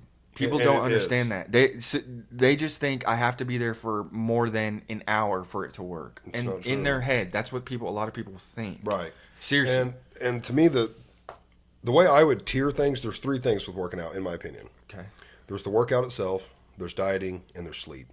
Bro. To me, your workout is one of the least important things out of this, because if you have a shit diet and shit sleep, it doesn't matter. Like, the working out will help, but it's not going to do much. Number one, diet. Yeah. If you're just eating junk food and you're eating 4,000 calories a day, you're going to get fat. And if you're getting like 4 or 5 hours of sleep, nothing's going to matter, dude. So as long as everybody can clean up their diet. Everybody can clean up their diet. You can get more sleep. If you're like someone who's like, well, dude, by the time I go to bed, it's 11. I got to get before. No, you willingly go to bed at 11. Well, and I don't you're care if you have probably kids. sitting there like this at 11. Right, you're on your phone You're not- scrolling for an hour. you know. Go to bed. Yeah, go to to bed, bed, bro. Get that extra hour so you can wake up an extra hour earlier and go to the gym. Yeah. And a lot of people don't like going in the morning. I do understand that. I get, yeah. I work a pretty physical job, and I get dirty. So it's like, you know what? After putting in 10 hours, like on a physical job, and I'm dirty, I don't want to go to the gym. I want to go home and shower almost and see can't. my kids. Yeah. So for me, it's like, hey, I'll wake up an extra hour early. And now it's like, dude, you don't understand. When I get to work, you just crawled out of bed 15 minutes ago. Yeah, he's right. I've been up for 2 hours. Yeah. I've been at the gym for 30 minutes. I've already put in work. I've got some food in me. I am fucking wide awake. I have a feeling of accomplishment. Yeah. I did something. And now I don't have to think, damn, when I get off work at 4:30, I got to go to the gym. Yeah, it's No, true. I get to go home. Yeah. I've already did my shit. And It's then your done. accomplishment is you get to go home but be with your family. Exactly. You know what I'm saying? Like, you don't have to worry about going to the gym for that 30 minutes that you got to do it in Right, the morning. Right. And they're So, sleeping. Yeah. So I didn't miss out on anything. Yeah. And that doesn't work for everybody. Some people just can't work out in the morning. They can't get woken up. And I'm not a morning person. I'm the kind of person, my perfect day is waking up natural. Yeah. Which is typically now, 7, 8 is like sleeping in. But, doing it in the morning, just the sense of accomplishment Yeah. for me is like, Yeah. oh, I love it. That's my biggest struggle right now is getting up in the morning and doing Mm-hmm. it. Because that's what I've been saying it for like 2 months now that's what I need to do because it is. I'm about to have a baby and Right. like the only time I'm gonna have really is in the morning. I'm assuming, maybe. I don't even know how that's gonna look, you know. So, and there is a brief period where I will have like that 2 to 3 weeks of being at home with Maddie and just the baby, but I'm gonna want to be with the baby. You know what I mean?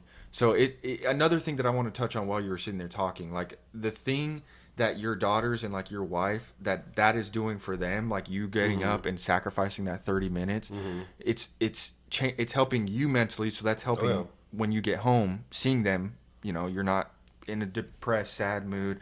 You're changing physically. You're gonna live longer for your daughter and your wife. I mean, the benefits just keep going. Oh yeah. Like what you are doing for your daughters right now, you're gonna reap the benefit of it. You know what I'm saying? I even get it now, like with Parker, all the time at bedtime. She's like, "Daddy, I want to see you work out." Yeah. You know, because Max and I film it. Yeah. And so, you know, I'll sit there and, you know, show her. She's like, "Is that Max? Are you at the gym?" I'm like, "Yeah, we're at the gym." And so, you know, it's cool to get to do that with her, you know, as part of like the bedtime routine. She wants to see Daddy work out. Yes. And I think it builds like in her mind eventually one day, obviously, but like what she needs to see in a person. You know what I'm saying? Like, and obviously that's a long time. I know it's like, that's your little girl. I'm not trying to bring it. I was just trying to say, like, I saw this video the other day where this dad was like, I'm going to build this dresser for my daughter so that when she meets this guy that can like change a tire, she's not impressed or something. Right. Because he built a whole thing for her, and that's what she should get, not just someone who can change a tire. Right. You know what I mean? That's what that kind of, in my opinion, does. Yes. Like, that's what's cool to me. Like, one of the reasons why I started to work out even more in like into bodybuilding, like why I wanted to, one of the reasons was because I want my kid to look at me and be like, dang, he's a superhero. You know what I mean? Like, I want my kids to look back at my videos on Instagram right now while I know they're cringy and I feel cringy looking at them and I stuff. don't think so at all. I personally do. That's just me. I do understand what you're saying, though, like with the podcast. Yeah, and then I look back at them sometimes and I'm like, bro, why did I post that? But then it's like, it was a time. And I want my kids anyways to look back and be like, dang, look who my dad was. You know what I mean? Like, that's cool. Yeah. So that's another reason why I do it. And I think why another benefit as to what you're doing right now is going to impact your children and their children. And it's going to make them want to work out. It's going to make, you know what I'm saying? Like, it's cool. It's a really good thing. I fully agree. Really good. And so, like, all to say, back on the topic of, like, if you're making excuses, Sam has 2 daughters. He has a wife. He has a house. He works a full-time job. And everybody has said this multiple times. Here's just another time for your ears. There's no excuse. I mean, you could go into the gym for 20 minutes. We just laid out. You don't even have to go to the gym. You can do it at your house. Buy some dumbbells and like sit there and do a workout. And I'm not trying to bash on anybody right now while I'm saying this. I'm trying to motivate you to be like, hey, I can do this. You can do it. Even if you don't buy anything, bro, you can you don't go need on a walk. anything. You can do push-ups, you can do sit-ups. Like you can start now. You can start, hey, quit drinking so much soda. Like that was a big one for me. Bro. You know, just quit drinking so much soda. Does that mean you can't drink soda? No. And I have found that's what works best for me. Yes. It's moderation. I'm not somebody who was like, you know, you can't. I couldn't just say, dude, I'm done drinking soda. I'm never gonna drink soda again. Yeah. I like soda. Yeah. I really do. I like how it tastes. Yeah. I like it. I love diet Does soda. that mean I should have 4 cans a day? No, I should have 1 can. Yeah. And I have it at lunch as a little bit of caffeine. And just to, you know, I drink water all damn day, so it's like, you know, a little Coke at lunch, Dr. Pepper, whatever, and that's my reward. Yeah. You know, I get to have a soda. Yeah. People, they make it harder than it needs to be. Yeah. I think. Now, well, you finish. I think what people think is like when they start a diet, if they're not doing it to the best at the best level they can or as great as they can, and like, you know, that they're failing, and it makes them lose motivation. It makes them lose motivation, which also, like to say, what Sam is trying to do is not the same thing that I'm trying to do. So like when I'm sitting here talking about what I do, it's not the same as what he has to do. You know what I mean? So like the amount of shredded that I have to get, it's not what you have to do. Right, because my diet would have to get Your diet would have to get very stricter, and it's not that deep. Like you're trying to be healthy, you're trying to be good, you're trying to be like. You don't need to be 3% body fat. Right, You know what I mean?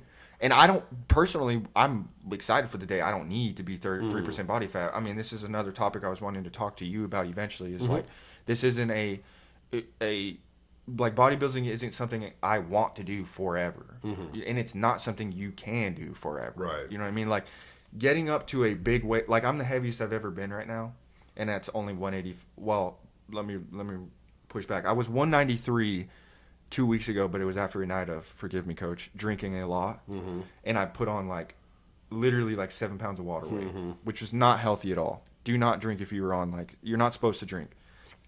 Anyways, I basically gained like 7 pounds of water weight. Wasn't healthy. What I was gonna say is I'm at 185 right now, and I totally forgot where I was going with that. How you work out, different Everyone's physique. everyone's workouts are going to be different. So like as hard as strict as I talk about me being is for me. As hard Right. as you talk about as being strict for you is for you. Right. If I was coaching somebody, I would do the same thing for you Right. based off how you are trying to look. Yeah, there's extremes on both ends now. Because like, it's not this. We're talking pretty extreme for somebody who's Right. never really gotten Right. into the gym. And if you're listening to this for the first time, you know, yeah, you don't have to be that strict. Now, someone who's in competitive bodybuilding, you have to be very strict. very strict. Someone like me who's just trying to get overall healthier, you need to be strict, but you don't have to, just completely change your life. You should change a lot. And then there's the other extreme. You're 600 pounds. You should not drink soda anymore. You should not drink soda. You should burn all the Twinkies you have in your house. Put all the Coca-Cola down the drain.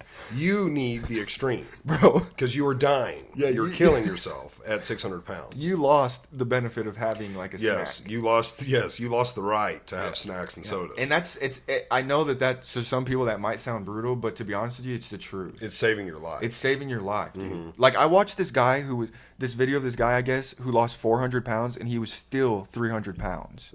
Yeah, That's crazy. that's dude. crazy. That's insane. You lose 400 pounds and you're still 300 pounds. Yeah. I mean, I'm glad you lost 400 pounds. You're on the Yes, steps. yes. But like, And you're far healthier now than you were. you're far healthier now. A lot of things that people don't understand too is when you lose a lot of fat, like you lost a lot of fat. 40 pounds is a lot, but it's not like what I'm about to say is when you lose like a lot of fat, like 100 plus pounds, that fat is poisonous, like to your body. And so when you're burning it, it's getting released into your bloodstream. So there's actually you have to actually, that's why it is a slow process. You can't just lose it all. You know what I Right. mean? It takes time because if that gets into your bloodstream and it's too fast, it can literally poison you. It's a thing. So that's why losing, fat is such a hard thing to do, and it's Right. such a slow process. It is. It's a very slow process. Slow. You can't just get in there and think it's going to happen fast. You might lose 5 or 10 pounds pretty quick, and then then it starts to become more of a grind. And I've discovered that. Like when I lost my first 20 pretty quick, it was like, wow, this is going really smooth, and then it kind of plateaued. But at the same time, losing fat versus gaining muscle versus trying to do both, it's a big difference. If you're just trying to lose fat, it's pretty simple. Lower your calorie intake. You should still always train weights. You should lift, and then cardio. You should do those. The main thing is your diet. Like Main thing is your diet. you cannot do either. You cannot work out. You cannot do cardio as long as you're taking in like 1,500 calories Of good food. Of good food, you're going to lose weight. You're going to lose weight. If you're trying to build muscle, you kind of have to have the food and the lifting. And then if you're trying to do the combo, which is the toughest, it's a fine line that you have to walk of, I have to feed my muscles, but I can't feed my fat storage. So it's like you need to eat pretty clean, probably stay in a calorie deficit, but you don't need to be like, if your daily intake allowance is 25, you don't want to be eating 1,000. Yeah. Because you're not going to build muscle. Yeah. So and that slows the process down, because if you're just trying to lose fat, dude, stop eating so damn much, up the cardio, and you'll lose fat. You're going to sacrifice some muscle loss, which that's where my problem is now. And that's where I wanted to get into the diet talk with you. Is it time I get off the cardio? Or sorry, not the cardio, the carnivore. Because not only do I feel like I'm kind of plateauing at 245, my blood pressure from all the red meat is high. How do you feel I've about been cutting, for 8 to 12 months. Yeah. And I have fat to cut. But it's like, at what point is it like, dude, I need to just... Are you a picky eater? No. Okay, so here's the structure of bodybuilding, right? and it's the structure of pretty much real life of like what everybody's trying to do. It's just in bodybuilding, it's a little more meticulous. So if you want to gain muscle, you want to eat more protein, eat more carbs, obviously maintain fats. They're never going to be something. Fats are something that we do need. They're not something that you want in excess of, because fats do a lot of things for our bodies. So you do want some fats in there. So like, for example, for me right now, what I am eating right now, my protein is at 225 grams, 225 grams. My carbs are at 395 grams. And then my fats are at 100. And my fats pretty much stay at 100 because I don't have a gallbladder. So I don't process like fats the same. They pretty much just, I mean, if you've had your gallbladder, your body doesn't process oil. It just kind of goes out. Like if the restroom, number two. Right. Anyways, I didn't know if anyone wanted to hear it. That's fine. So, if you want to lose weight, you're gonna take off the carbs. So, like if you're with me here, you want to gain muscle, you're gonna add carbs. You want to lose muscle, or lose fat, you're gonna lower the carbs. If you want to maintain, you're gonna make both of those meet in the middle, and have like a balanced portion of protein and a balanced portion of carbs. Right. And then again, for me, the fats stay the same. Right. So for you personally, what I would do based off what we've seen over the couple months that you've done, I would not. I mean, you're doing the carnivore diet, but you're still eating some carbs. Getting some. If I was you, I would maybe lower the amount of red meat you're eating and eat more fish and chicken. Okay. Personally, I think that what that will do is it's going to help you build leaner muscle and make you look the way that you're wanting to look, and then also maintain the blood pressure and stuff. Right. Because if it's the red meats that are making it higher, let's lower the red meats but keep the protein the same. You know, and see what that does. I can let you like briefly look through my macros. I've been using MyFitnessPal. Okay. I'm at 201 days straight. Oh, dang. Nice. So I have a lot of stuff backlogged. Is every day perfect? No. Because there's definitely days like, man, and I'm guilty of this a lot. Like I'll get home and I'll have 2 or 3 spoons of yogurt. I don't like ever track that. No. And it's something I probably should. But, I'll have just a couple spoons of yogurt because I'm hungry, and it's like I don't want to just hit the pantry and snack on something unhealthy. But it's like, I'll have something like that. You don't got to track that. But now, if you were getting a cup, well, maybe it is sometimes. you know what I'm saying? Right. That's maybe a little it is. because that does change the calorie intake. Right. You know what I mean? Like 2 spoons, 80 to 100 calories, maybe more, depending. But if you're getting a cup, I mean, 300, and then part of that's 4 grams of fat, part of it's 12 grams of protein, whatever else. Yeah. That factors in a little bit. Right. The biggest thing for like which you're trying to, get shredded still, right? That's the goal. Yeah. Well, when you say get shredded, or like, what are you trying to do here? Like, what exactly is your goal? So with this last scan, losing 9 pounds of fat and 1 pound of muscle, I was okay with that. Okay. Because I do want to lean out more. Right. My concern is, at what point am I getting to where I cannot lose fat without just sacrificing damn near the same amount of muscle? I think personally right now, if I was you, since you've been in a cut for almost a year now, I would try to maybe bulk a little bit. But I would do a very clean bulk. Right. Because you don't want to diminish what you've cut down to. Right. That's my problem. It's like, I definitely look but better. With that comes a little bit of change, Sam. But so Right. that's what I was going to say is in bodybuilding, it's you get big, as big as you can, then you cut, and then you get even bigger than you were, and then you cut. It's like 2 steps forward, 1 step back kind of deal. Right. So you have to kind of get shredded, but then kind of put on a little weight, but then get shredded and then kind of put on. It's a process because Right. what you're doing is you've lost a lot of fat. You've gained a lot of muscle. So now what we want to do is gain a lot of muscle, not with a lot of fat. So we have to eat a lot of protein, a lot of good carbs, a lot of good things. Right. Gain a little bit of weight, but then that's going to add more muscle to what we've Right. already created, Right. and then cut back down. See, Does that like make sense? my typical day, which I really am trying to dial in the weekends. Some weekends are better, but Right. like Monday through Thursday, it's super clean, or it's really strict. So like A typical breakfast is going to be always 4 eggs, Okay. and then some kind of meat mixed in there, whether it's bacon, sausage. What else have I done? Maybe some summer sausage, like venison summer sausage. I do add some cheese in there. Normally like 1 or 2 slices of cheese. Yeah, totally cool. On the way to the gym, and this is another way I get carbs. I have a 20-gram protein bar, and then I have I actually just switched to the Members Mark. It's like their Powerade version of Powerade or Gatorade, and it's really good. But there's carbs in that. But I always do that as a hydration. Yeah, so it's a intro workout. yeah. So like on the way to the gym, I literally have a 20-gram protein bar with a I'll just say Powerade, Yeah.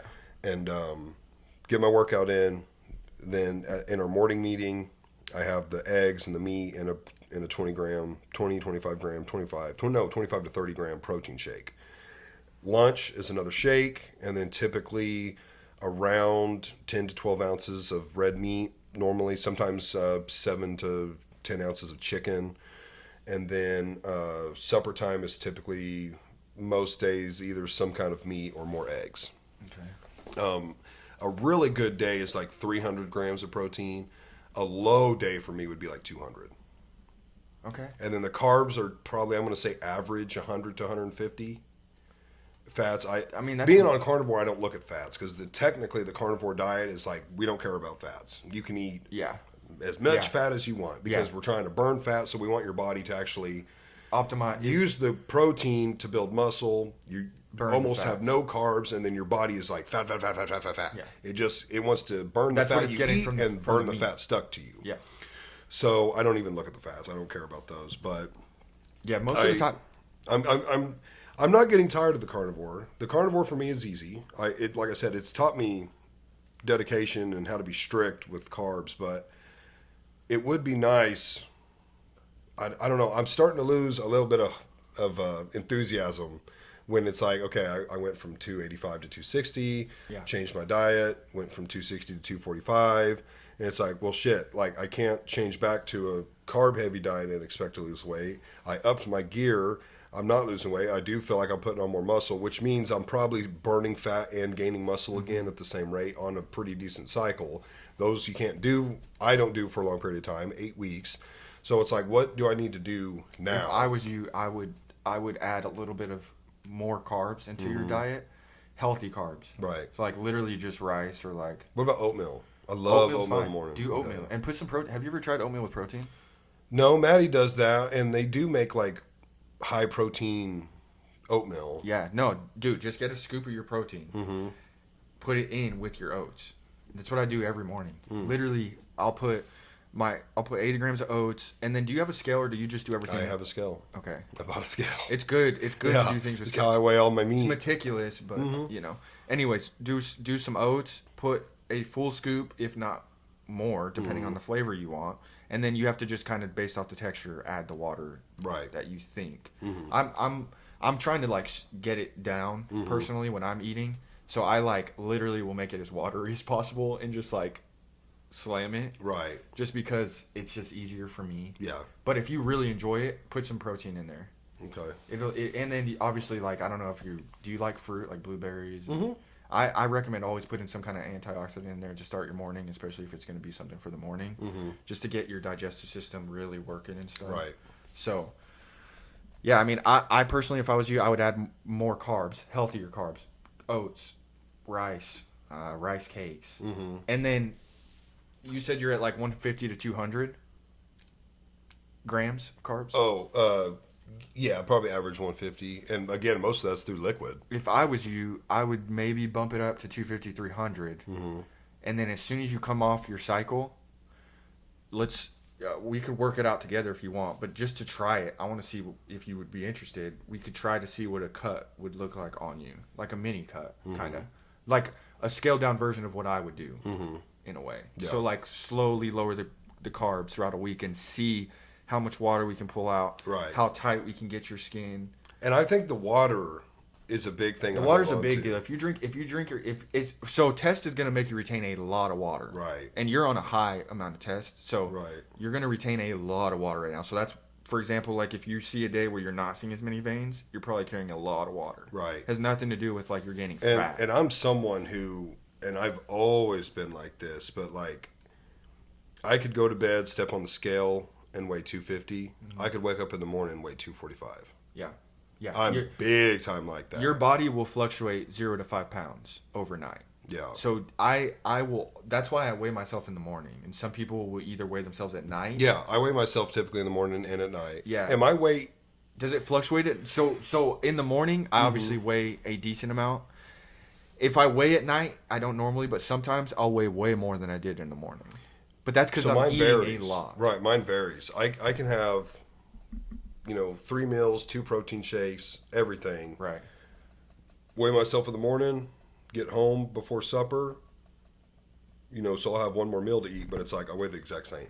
Yeah, and that's because you're in a deficit. Right. And then there's times where it's like I'll weigh myself in the morning, get home before dinner, and it's like I'm 2-3 pounds heavier. Yeah. So my weight already fluctuates a lot. So A lot of that's it's never water. bothered me. Yeah, I assume it is, especially like in the summertime. I have a big water thing this big, and in the summertime, a good day at work, I'll slam 3 of those. Dang. A bad day like in the wintertime, I might have that thing there all week and not finish it. Because I'm cold. It's hard. I'm yeah. not sweating. I work getting inside, thirsty. so I work in my house. Right. So that's my biggest issue right now is drinking water because it's so you just get so comfortable. I mean, like I'm sitting here just doing this all day, and the temperature's good. There's no like, I don't need a drink of water. I don't feel like I do, Right. But we have to. So Yeah. and that's another thing that like is interesting is like we're drinking so much water, but then we're pulling it all out with cardio, and then we're drinking so much water, and then we're pulling it all out with cardio. That's another question I have is cardio. Yeah. Are you doing cardio? I do almost none. Almost none. Okay, So big. the only time I do cardio, if we work Fridays, because I go to the gym Monday through Thursday. Yeah. I would like to go more, but when it comes to Maddie and the girls, it's like, until we could bring them with us or they stay at home or something, it's hard to go the other days. Do that extra. Again, kind of an excuse, but at some point you have to weigh family in there as well. I can't be at the 1000%. gym every day for hours because I have other responsibilities. For sure. So, that being said, it is a little bit of an excuse, but Yeah, but you're I've still thought going about to the gym. still going. I've thought about should I wake up 30 minutes earlier and do 30 minutes of cardio? And it's like I'm already getting up at 4. I typically we put them down around 8. That gives us a solid hour for us time. Try to be asleep by 9:30. Sometimes it's closer to 10:30. Yeah, it just depends. So it's like, do I want to get out of bed and for 30 minutes of cardio? Should I? Is that sacrificing too much sleep? It's something I've been weighing around. But like I said, anytime we work on Fridays, I go ahead and go in. I just do cardio. I just ride the bike. I typically in 30 minutes. Actually, it's improved every single session. I think the last time, and again, this is nothing. I'm literally just on the bike, just going at a pace. I'm not pushing myself or nothing. Yeah. And I think last time I did 3.5 miles in like 27 minutes. Nice. The first time it was like 2.5 miles. Yeah.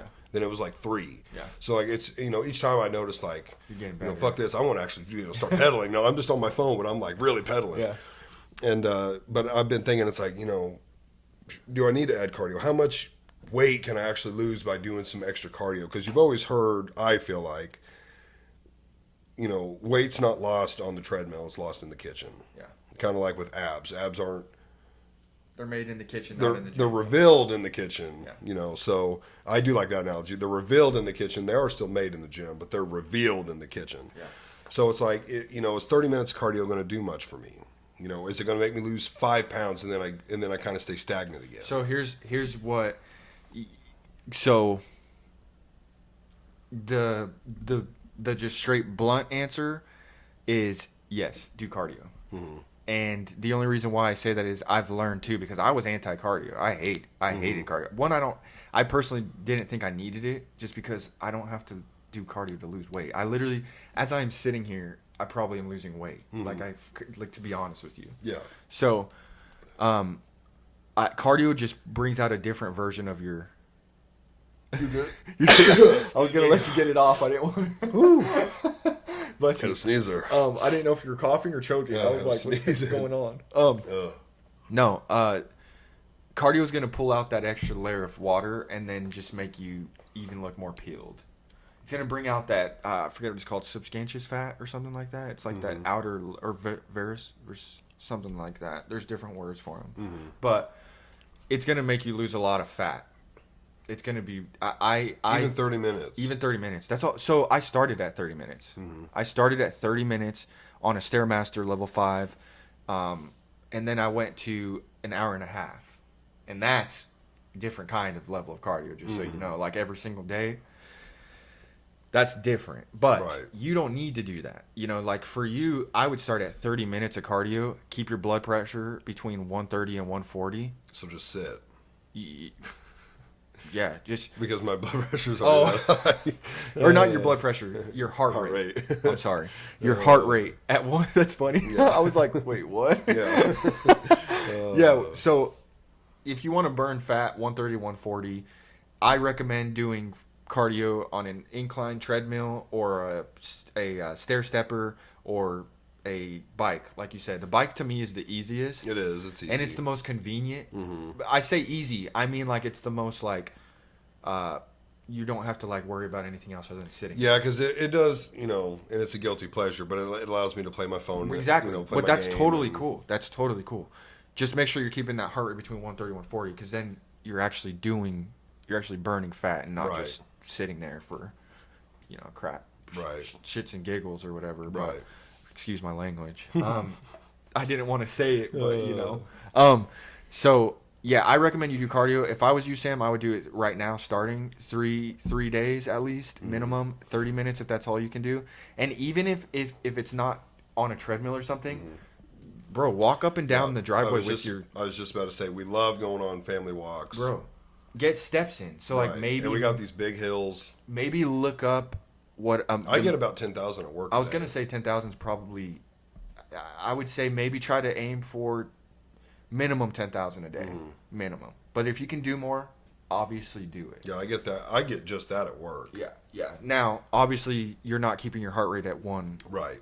to 140, so it takes longer. That's why you need to say you don't want to do it on a treadmill. Well, then, but you're trying to lose a certain amount of fat, you might have to then do 20,000 steps instead of 10. Right. But you're not doing the cardio. Right. You know what I'm saying? Yeah. Technically.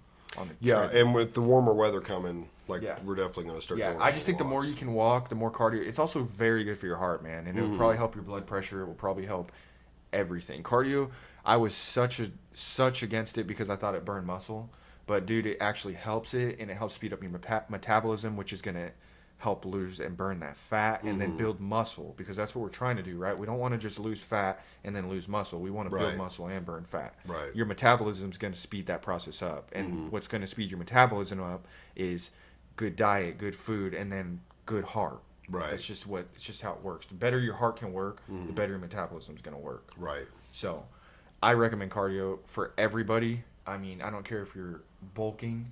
Cardio is really good for you. So, especially when you're on something. Especially when you're on something. Right. Highly recommend cardio. Right. Highly. Which, talking about that, I was talking to a guy yesterday, and tea is something I wouldn't say I'm an expert in by any means, but started learning more about it. For sure. Like testosterone? Yeah, and this person recommended maybe the next one I should try test S, sustanin. Sustanin? They said it's cleaner. It's got slow releasing and long releasing effects. It's cleaner than C. Okay. They just recommended that over. But I want to show you. I don't want to say too much. Our guy, okay, he has a whole list. Yes. Have you seen it? Yes. Okay, I'm going to print it off. It's Yes. got the names, how you take them, It's the kind of milliliters, legit, actually. the prices. It's super legit. I showed it to him. He's like, dude, I'm going to start using your guy. And, but we were going through the list because he knows, this guy knew some stuff. Yeah. And he's like, oh, he's got this, he's got this. He's like, damn, he's got everything. And he was like, dude, he's like, you should start running EQ. Ooh. And he said, if you're doing 750 tests, you should run 600 EQ with I've it. heard of EQ. I've never personally like. He said he really liked it. I think my coach was talking about that, but I think you might want to look into it. I don't know if this is for sure. I think it might have to do a little bit with blood pressure, though. Okay. You might want to look into that. Okay. I don't I'll know look that into for sure, but I do think that was one of the ones that the only reason why he didn't want to put me on it. But what he did say it was really good. I think it was EQ. Okay. I mean, there's all kinds of them. There's For D-ball, sure. T-ball, For sure. Anabar, there's Winstrol. And I want to say much. when you get into like the D balls, those things, Yeah. those are all mainly pills for anyone listening. And what you want, I'm not a doctor again, but from our standpoint, when you talk about pills, you want to worry about liver process. Yes. He said the same thing. And I'm more of an injectable guy. I'm more of if I'm gonna And- do something, I'm not. I did pills for a while, like when I was younger. It whatever. can wreck your liver. It can mess your liver up, Yeah. especially if you get something that has not the real ingredients that they say. Right. And when you're buying from somebody who you don't really know, Right. you're potentially Yeah. risking something. I would say the same thing. Like, just stay away from the. I would stay orals. away from orals personally. There's higher risk with them, and I think there's less reward with them. Nothing's getting ingested better than injection. Nothing. So I same I just wanted to page. side note that Yeah, real same quick. page.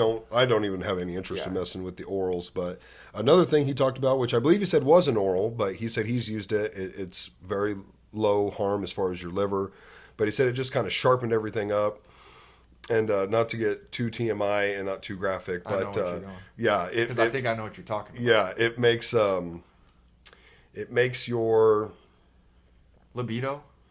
well, I think it makes your loads Oh. much greater volume. Really? Yes. Okay, it He might not be the same swore by it. It's called. I might have wrote it down wrong. Proviron or Let me see. Proviron. I might have wrote it down wrong. Proviron I've never heard of that one. something. He spotted it instantly. He's like, bro. He's like, what does it do? he said basically whatever you're taking, and he said it is a tab. He said no matter what you're taking, you take that with it, and it sharpens everything that you're taking. Really? And What helps it like absorb it, or like makes it stronger? it just makes it.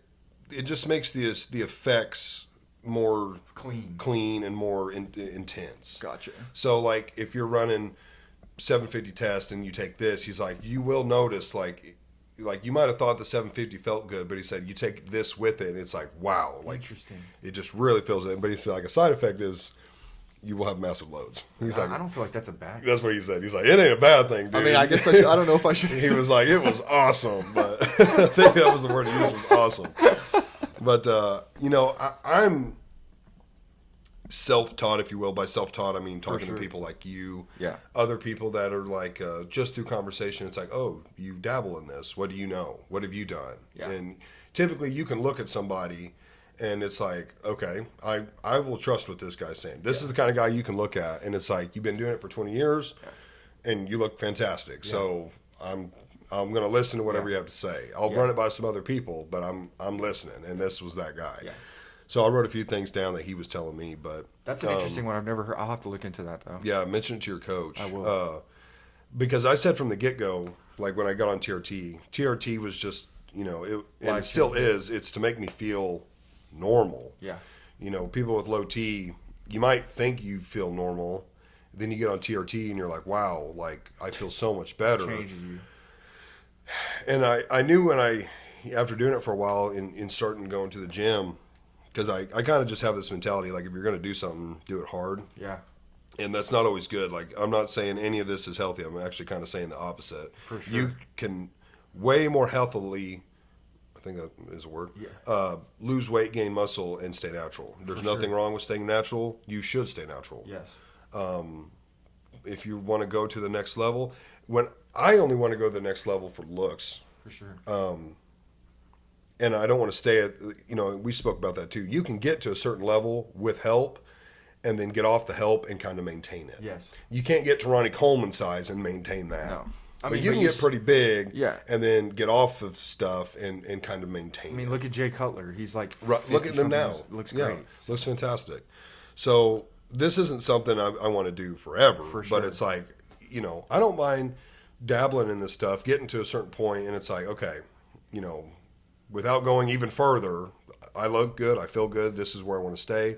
Now I can back the stuff down and maintain. There's nothing wrong with maintaining either, because at some point, like, you're either going to have to harm your body, like any of these professional bodybuilders, especially in open or even lower, you're harming yourself.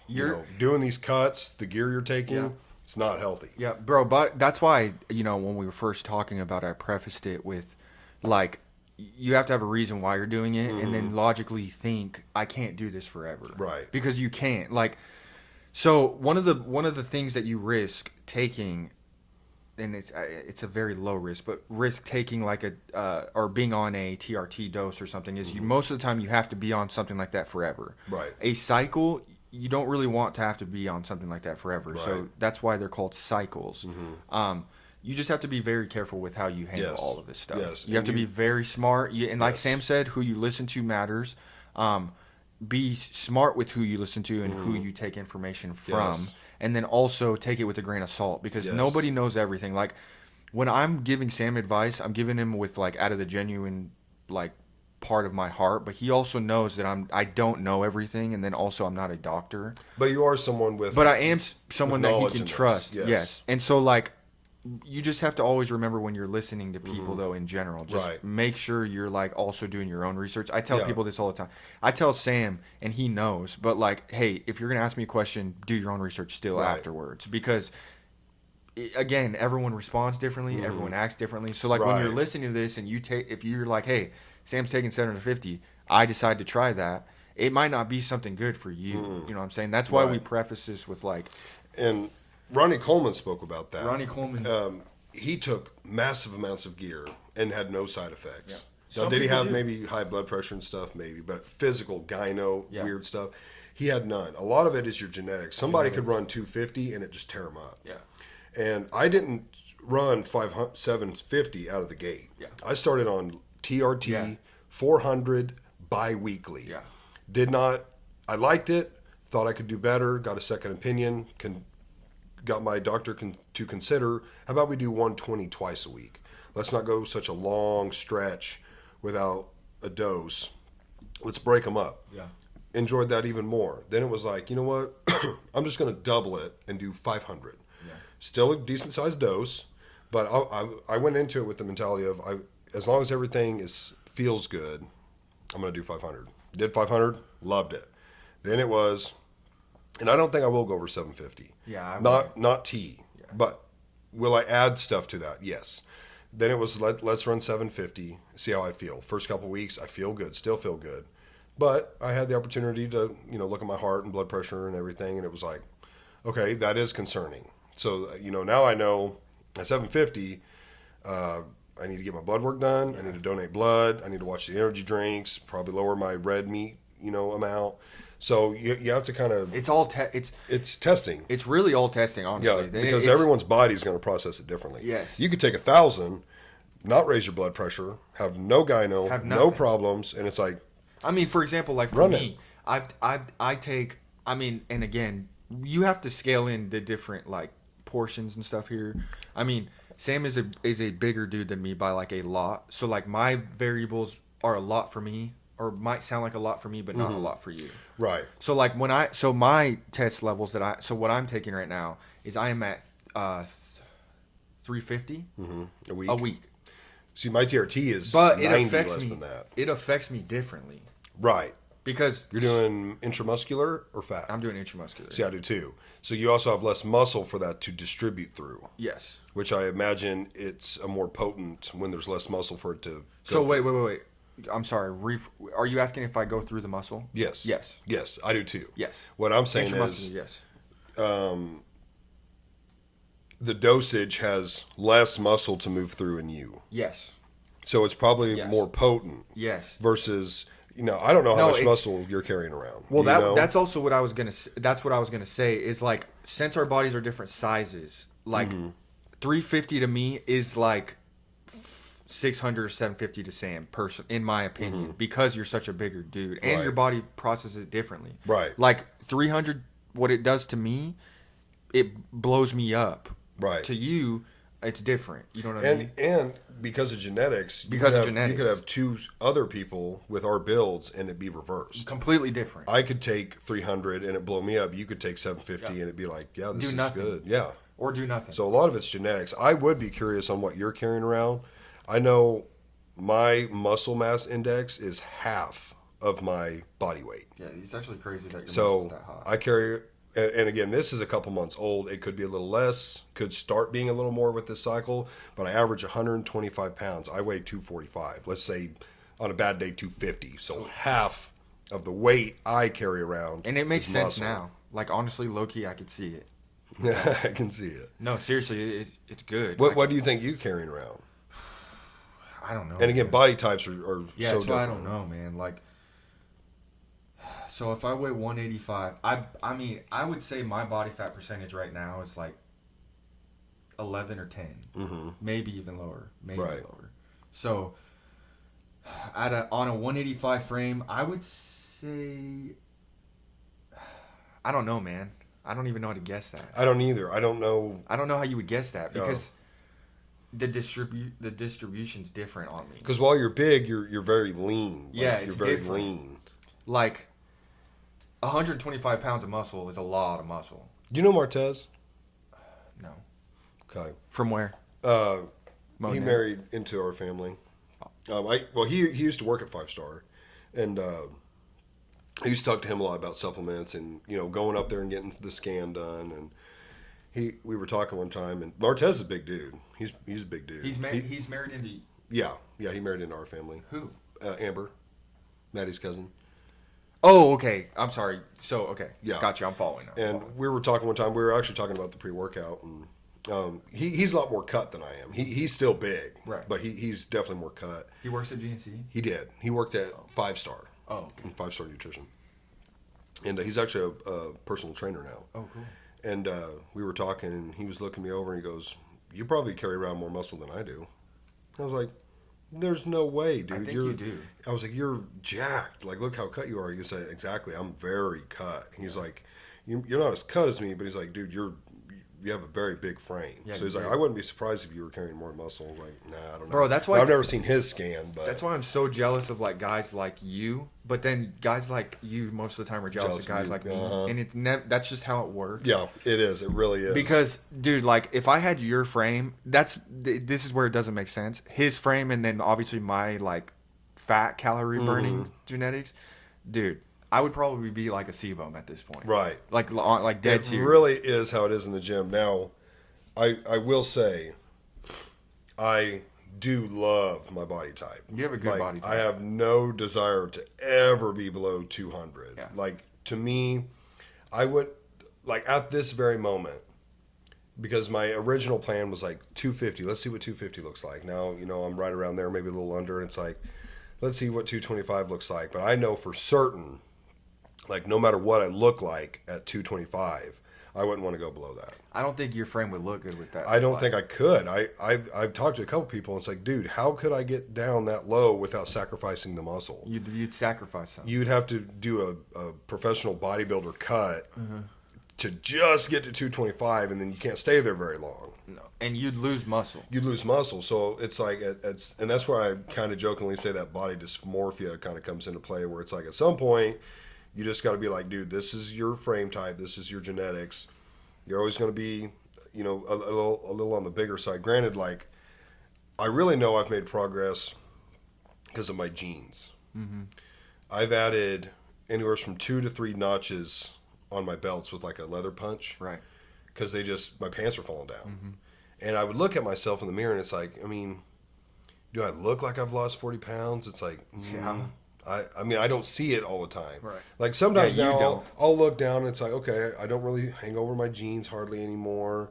And it's like, I guess I noticed that maybe, it's like, I wish I would have taken, I have some pictures, but it's like, I wish I would have taken more pictures. And, You always want to take more. but then you go to the jeans and it's like, okay, like I know for a fact I've lost a few inches off my waist. So like, there's times it's working, and then, you'll look at yourself in the gym or something and you're like, okay, I can definitely see like I'm more defined here. The vascularity is probably within the last month something I've really started noticing. I'll be working out and it's like, I'll look down and you can like see veins It's a running good down your feeling, too. forearm. Yeah, it is. It's a really good feeling because you're like, one, I know I'm losing weight, I'm thinning out, and it's like I'm putting muscle on. Literally Wednesday was the first time I've ever seen a vein on my leg. Yeah. I was doing That's probably crazy feeling. quad extensions, or I guess that's what they'd be. Leg extensions. Yeah, leg extensions. And I'm starting, and I'm looking down. I'm like, what the hell is that? And I come up, and I'm like, I told Max, I was like, dude, I got a pretty like prominent vein on my calf right now. I was like, can you see that on the camera? He's like, dude, I can see it clear as day. Bro, that's such a good I was feeling. like, that's awesome. It's those little milestones that you hit. But Yeah, and you have to again go back on that. You have to like be proud of those moments, and then Yeah. also like if you're a bro, tell your bros that they look good, man. Like there's something there is something about there's it. just something when you're just like in the gym, and like obviously when you've lost so much weight and it just becomes normal to them and they don't Right. say nothing, but then like you're at that point where it's like I feel like I'm not in Right. a good place anymore because I'm not losing like I was, or I'm kind of at a Mm-hmm. standstill. It's good for that gym bro to come in and be like, hey, don't forget, dude, like, Right. because it's so easy to, like, I'm sitting here listening to you talk about it, and like the amount of excitement that I have for you losing weight, and like the difference in your tone to me is like, bro, how do you not see how you've like, Right. you know what I'm saying? Right. It's so easy for someone on the outside to be like that, and then you as the person Right. who's been through it, I go through it every single day. I Mm-hmm. mean, like every day I look in the mirror, bro, it is so wild. Like with my shirt off, I would be Mm-hmm. like, man, I do not look good. right. Like I do not look right. good. And Like then someone else will be like, dude, you're yeah, looking jacked. bro. It's such a trip, and you know it now too. I Mm-hmm. mean, like when you're like you look at yourself every day, and you have done something amazing, and you look so good, and you've lost so Thank much you, weight, God. and you look shredded. Seriously, dude. Mm-hmm. Like I mean that. It's so crazy that we can look at ourselves, Right. and then not see that at all, Right. and then Yeah. it's hard to hear it from other people, and then accept it because Right. you're like, yeah, but You're like, man, I don't know. If you yeah, I tell don't the know. truth." Like, and then We also see it slowly. we see it slowly. We don't, and it's sometimes it's hard for us to see it at all. Like, Right. I sometimes do not see my change that I've changed at all, dude. Like Right. I look in the mirror and I'm like, I can't compete this year. Mhm. Like I can't. I haven't changed. Like nothing Right. looks better, you know. But that's what that up here Yeah. is just, and You have that's to what going. you have to see those milestones, and whether it's pants are getting looser, or you're more vascular, or you're And you have to be proud of you're them. measuring yourself, and it's like, dude, my biceps a half inch bigger. Or, like one thing that happened a couple weeks ago, and I just didn't even think about it until I was doing it. Yeah. It was at work. We were putting an end plate on a beam, and we had to pull. I mean, it's here at like stomach level, but we were trying to get it pushed down for everything to line up, and could not do it.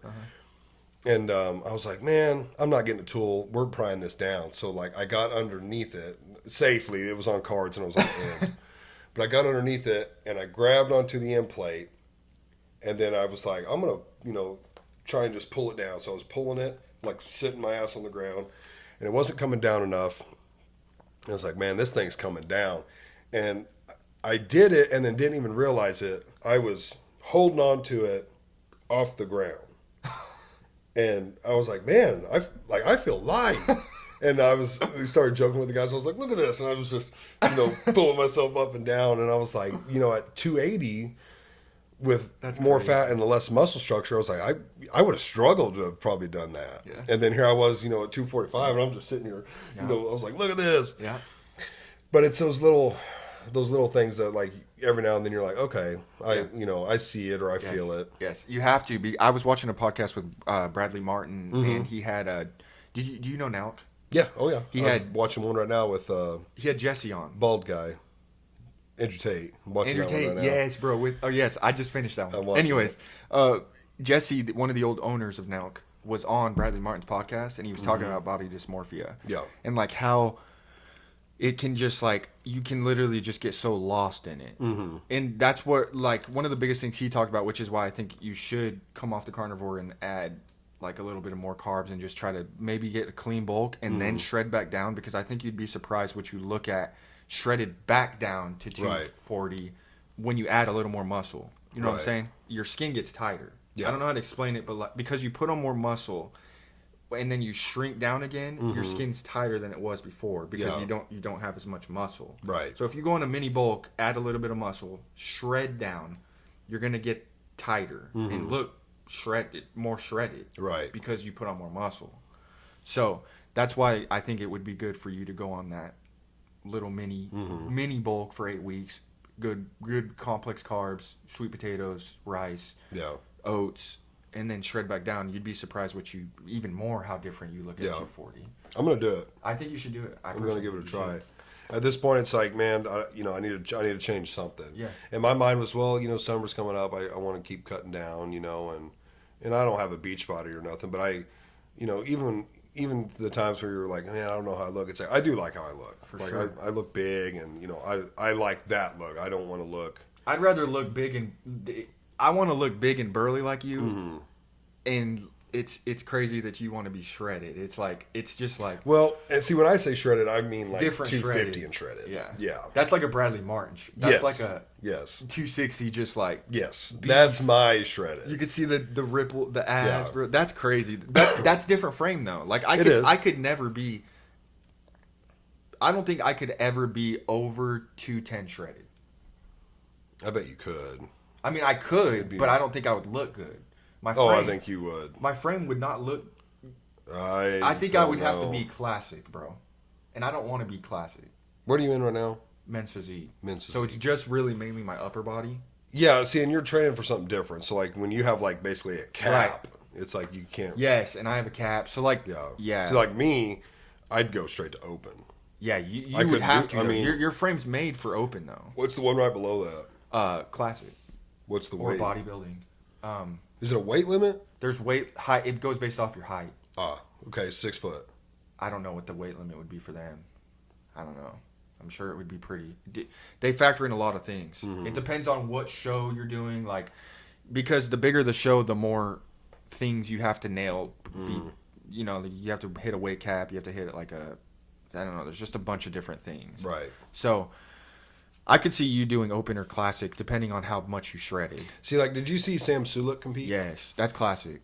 I looked at him versus when he's bulking, and I was like, give me the bulk body all day long. Bro, that's so everybody's different. So I say like knowing what it feels like now to be shredded like he was on stage. Personally, I would choose bulk just because I know he probably felt like crap, dude. We talked about it. He probably felt like crap. I haven't watched any of his videos, so but I mean, he was peeled. And when Yeah. you get that peeled, I mean, you've noticed it just probably a little bit with just having a little bit of the less carbs, the energy levels and Right. stuff. So I can only imagine what he was, feeling. Right. But he looked amazing. That was a no. He did. He looked amazing. But how much did he weigh shredded? 217? I don't know. I think it was more than that. Was it? Yeah. Because I know he had a cap. I don't remember exactly, but I don't remember it being that low. I'd have to look. I want to say it was like in the 240s still. Really? Mm-hmm. His cap? You think he was 240 on stage? Well, I think he's normally like 270. Can I look it up? Yeah. Hold on. I didn't know if we could on the podcast or not. No, yeah, that's fine. Sam Sulek, What time is it? 12:30, bro. Like, what would be your possible workout time? If I go today, Mm-hmm. Like if we went. it just depends. That's what I was gonna say. I wanted to commit, but You I call have Natty? well, I have to finish the baby's room today. Cap. Hold on one second. Yeah, because I'm serious. I'd love to go get a workout in. I would love to, man. I'm gonna work out today. Oh yeah, his weight cap was. Oh wait, no. That's 2023. It's not gonna show me. Yeah, Anyways. I don't remember. Yeah. If I don't have to work on the baby's room, I'm putting up this B board. I'll tell you anyways after this. But yeah, Oh, it was yours. I was It like, was mine. Yeah, It was mine's mine. up there. yeah. But so big. I mean, anything changed with you as far as like how's everything going with like the podcast? Like you guys growing? Like you got any big plans? Yeah, it's good. We're approaching 80 subs on YouTube now. We were around 75 for a little YouTube. bit. Yeah, YouTube. I didn't know you had YouTube. Yeah, it's on YouTube and Spotify. Video and I was audio. wondering. I love YouTube, bro. Yeah, it's on YouTube. Yeah, we're almost to 80 now. Subscribers? Yep. Let's go. Yep. Facebook was like 600 or 700, I think. Let's go. Uh, Subscribers yeah, followers or Followers? whatever. Yeah, on Facebook. Mm-hmm. on your On my- podcast page. Yep, on the page. Wow, that's Yep. awesome, dude. Yep. I've got pretty much this month booked out. I think I've got 2 next weekend. Like this one goes up Monday. Like I had 3 or 4 or 5 uploaded, ready to go, and then we had sickness in the house for a while, and just couple cancellations on me and other people, and then I kind of fell behind. But yeah, this one goes up Monday. Dang. Yep. Boy, So next week I'll have 2, and then I've got a couple more scheduled, and Cool. yeah. Cool. No, it's been really good. I talked about in a solo I did not long ago that it can be challenging at sometimes, because it's like you got to find time to do it, and I've got the wife and the kids, so I've got to have time for them as well, and sometimes I have to cancel. Like I had to cancel on a kid because I was sick. Turns out he was sick too, but yeah, it can be challenging, but I love doing them. Yeah, I have a friend. His name's Jordan Walters, and we've talked about starting like a little, just mini one in my house, just because it's always been something that I thought was cool. And then me and Dad your were dad going are the to. ones that got me into it. Yeah, and then Dad's just so busy right now, and then I got busy, and then I don't know. Ours would be mainly like sports related. I feel like. Which, speaking of sports, we haven't talked since the Super Bowl. No, I'm not. How did it hurt, dude? Or like, how did you feel watching it? I fully checked out at halftime. I knew I had a feeling it was over, second quarter. Of course, it was the Chiefs. Like, you could never count them out. We've had some amazing comebacks, but halftime, I knew it was over. They just didn't come out good, man. We nobody came out good. I think it taught us we already knew, but we have some building to do. Our O-line, which I just heard we traded Joe Tooney. Did not like that trade. Our tackles were our problems. Trey Smith, or is it Trey Smith? I think it's Trey Smith and Juan Taylor. The tackles were the problems. Horrendous this year. They were terrible. Jawan Taylor was the most penalized player in the league. We lost Rashid Rice early in the season. That was our number one. We didn't have Hollywood Brown most of the season.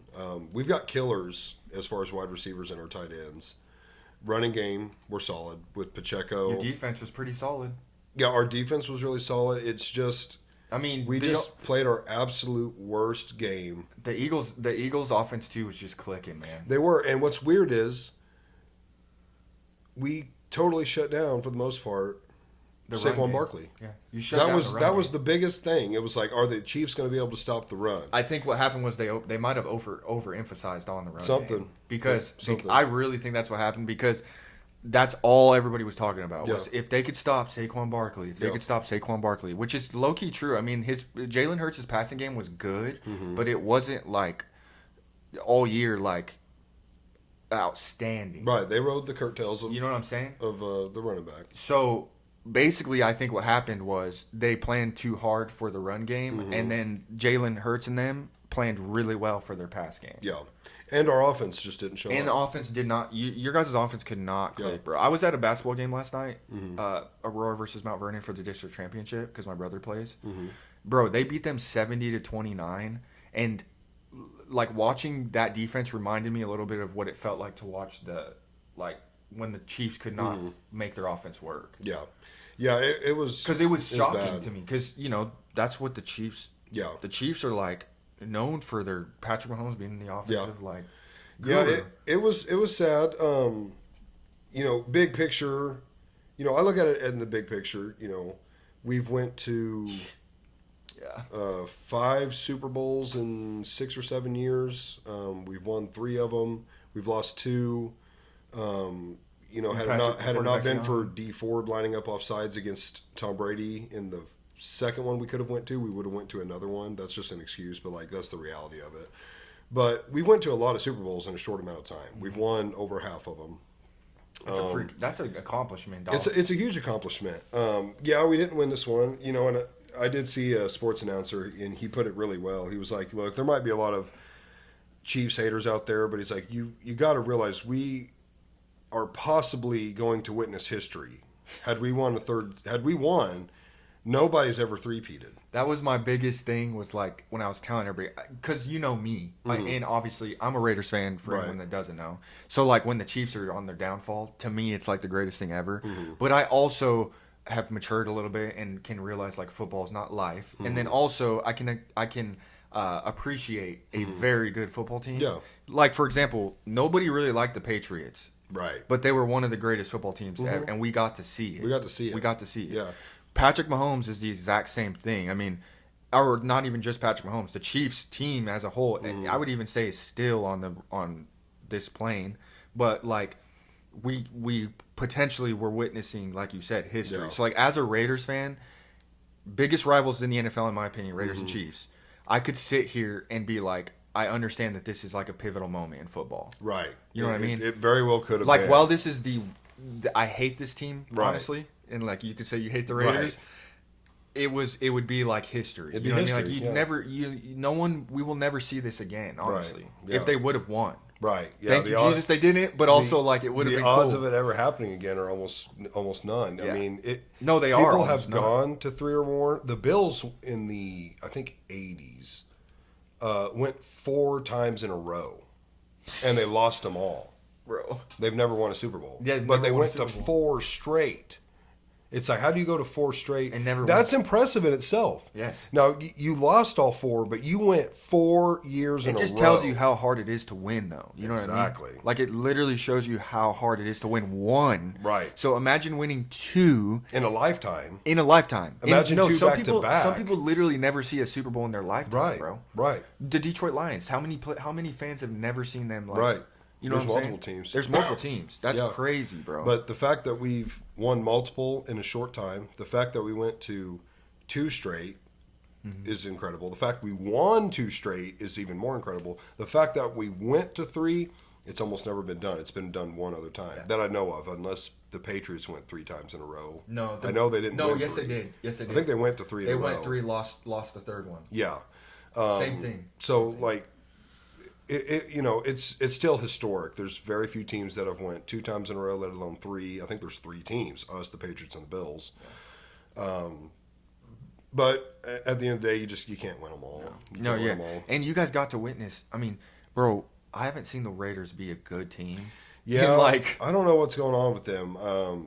but that's what I'm saying kinda- is you guys get to see your team be good. You know, what like I mean? I followed the Raiders as far as what they were doing because I want to know what our biggest rivals doing. And when they let go of John Gruden, I was like, Bro, I don't know what's going on over there, but I'm kind of done because they made some questionable calls. that was the pivotal moment in our franchise, I think, like as far as maybe making some kind of comeback. Yeah. Because the Raiders were low key like on the not the They got Devontae not Adams the best and team, but like they were building. they were building, and then all that Then they lost Devontae. And Devontae, we lost a bunch. Josh McDaniels completely ruined the franchise. Yeah. Like he ruined the name, honestly. Yeah, it's not and good. then, while I loved of course I forget his freaking name now. Quarterback. Our coach, was our head coach last year.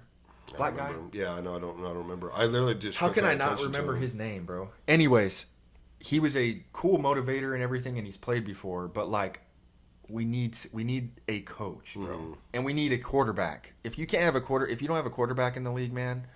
Who is your quarterback now? Now, we just got Geno Smith yesterday. What? Yeah, got Geno. Why Smith. did the Seahawks let him go?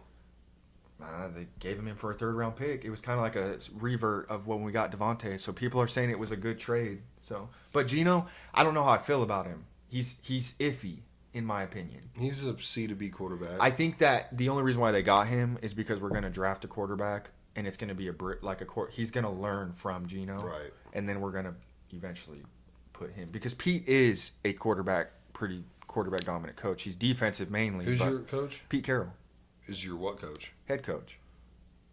Of the Raiders? Yeah, we picked him up this year, bro. What? Interesting. Did not know that. So you got something AFC there. West. You got Pete Carroll, John Harding, Harbaugh,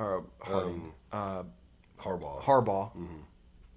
Andy, Mm-hmm. and then who's the other head coach? Oh, Peyton. Sean Payton. yeah, Sean Payton. You've got four good coaches. of the iconic coaches in the NFL as Yeah. far as like we've watched. Yeah. So it's going to be interesting. Interesting. It's going to be, and then so yeah, we got Geno Smith.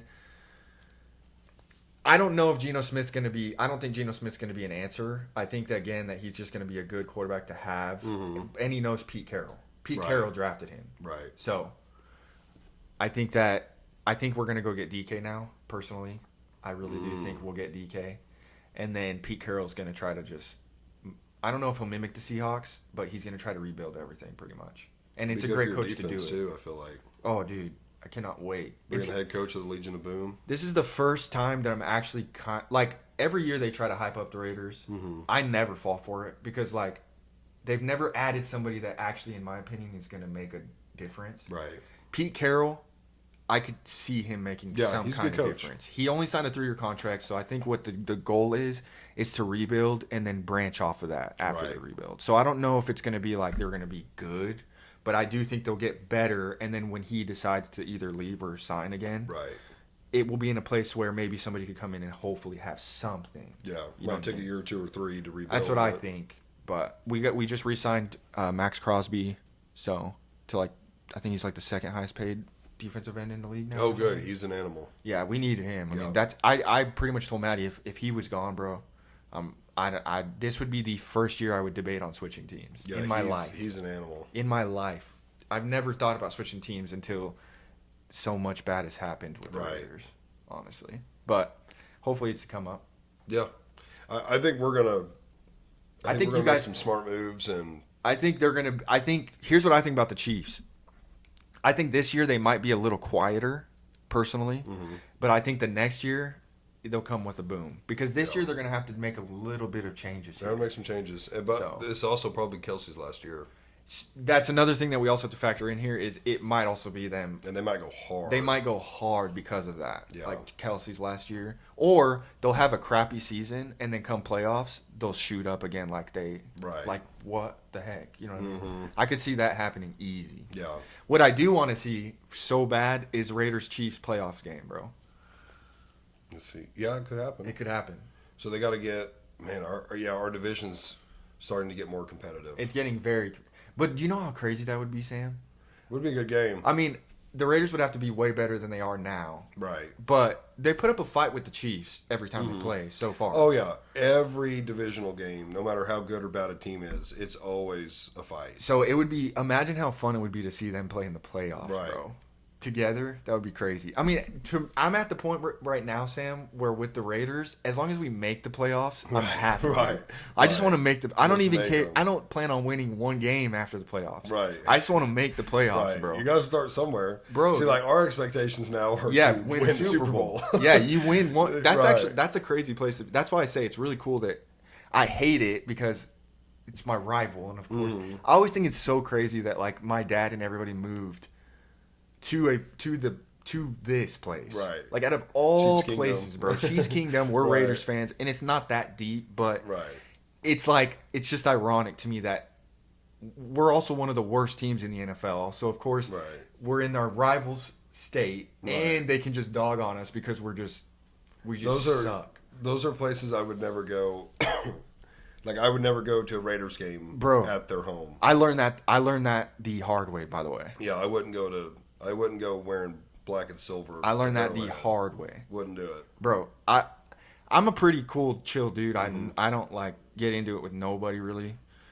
That's the first time in my life that in public I've actually almost got into it with Yeah. like a couple people. Yeah, because you get some drinks in some Bro. of them, and yeah, They're it's- like touching you, like saying "f you" right to your face. Yeah. You're like, bro, what? I mean, I get it, but it's like it's the rivalry. it's crazy. But Yeah. yeah, I don't think people understand.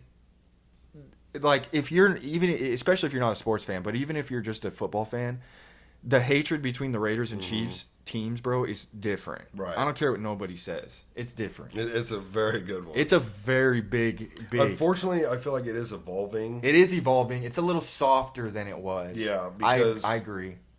I think when both teams were more evenly matched, it was Yeah. really ramped up. It's hard to watch when you have a sucky team. Now. Yeah, even though they're always good games, like Yeah. those divisional games are always close. But like now, a lot of the It's the Chiefs A in the lot- AFC West. I mean, Yeah, like right now, a lot of our rivalry focus is like us and the Bengals. Yeah, us or you and the Bills. Us and the Bills is the big Bills one. is dude. The Bengals too. You guys And hate the Bengals. Yeah, we don't like either of them. That 1 year from that 1 year, you guys hate the Bengals, bro. Like I have a friend Jay Wall. He's a big Chiefs fan, and he tells me if the Bengals are playing and the Chiefs are playing at the same time, he's watching the Bengals just so he could see the Bengals lose. Right. That's what he tells me. Right. I'm like, dang. Okay. Yeah, we don't like the Bengals either. Joe Burr, bro. Joe Burr. Yeah, and Josh Allen, I got a buddy who's just a dick rider for Josh Allen. I don't really like him. I man. can't stand it. I don't think he's that good. I think he's the LeBron of NFL as far as flops.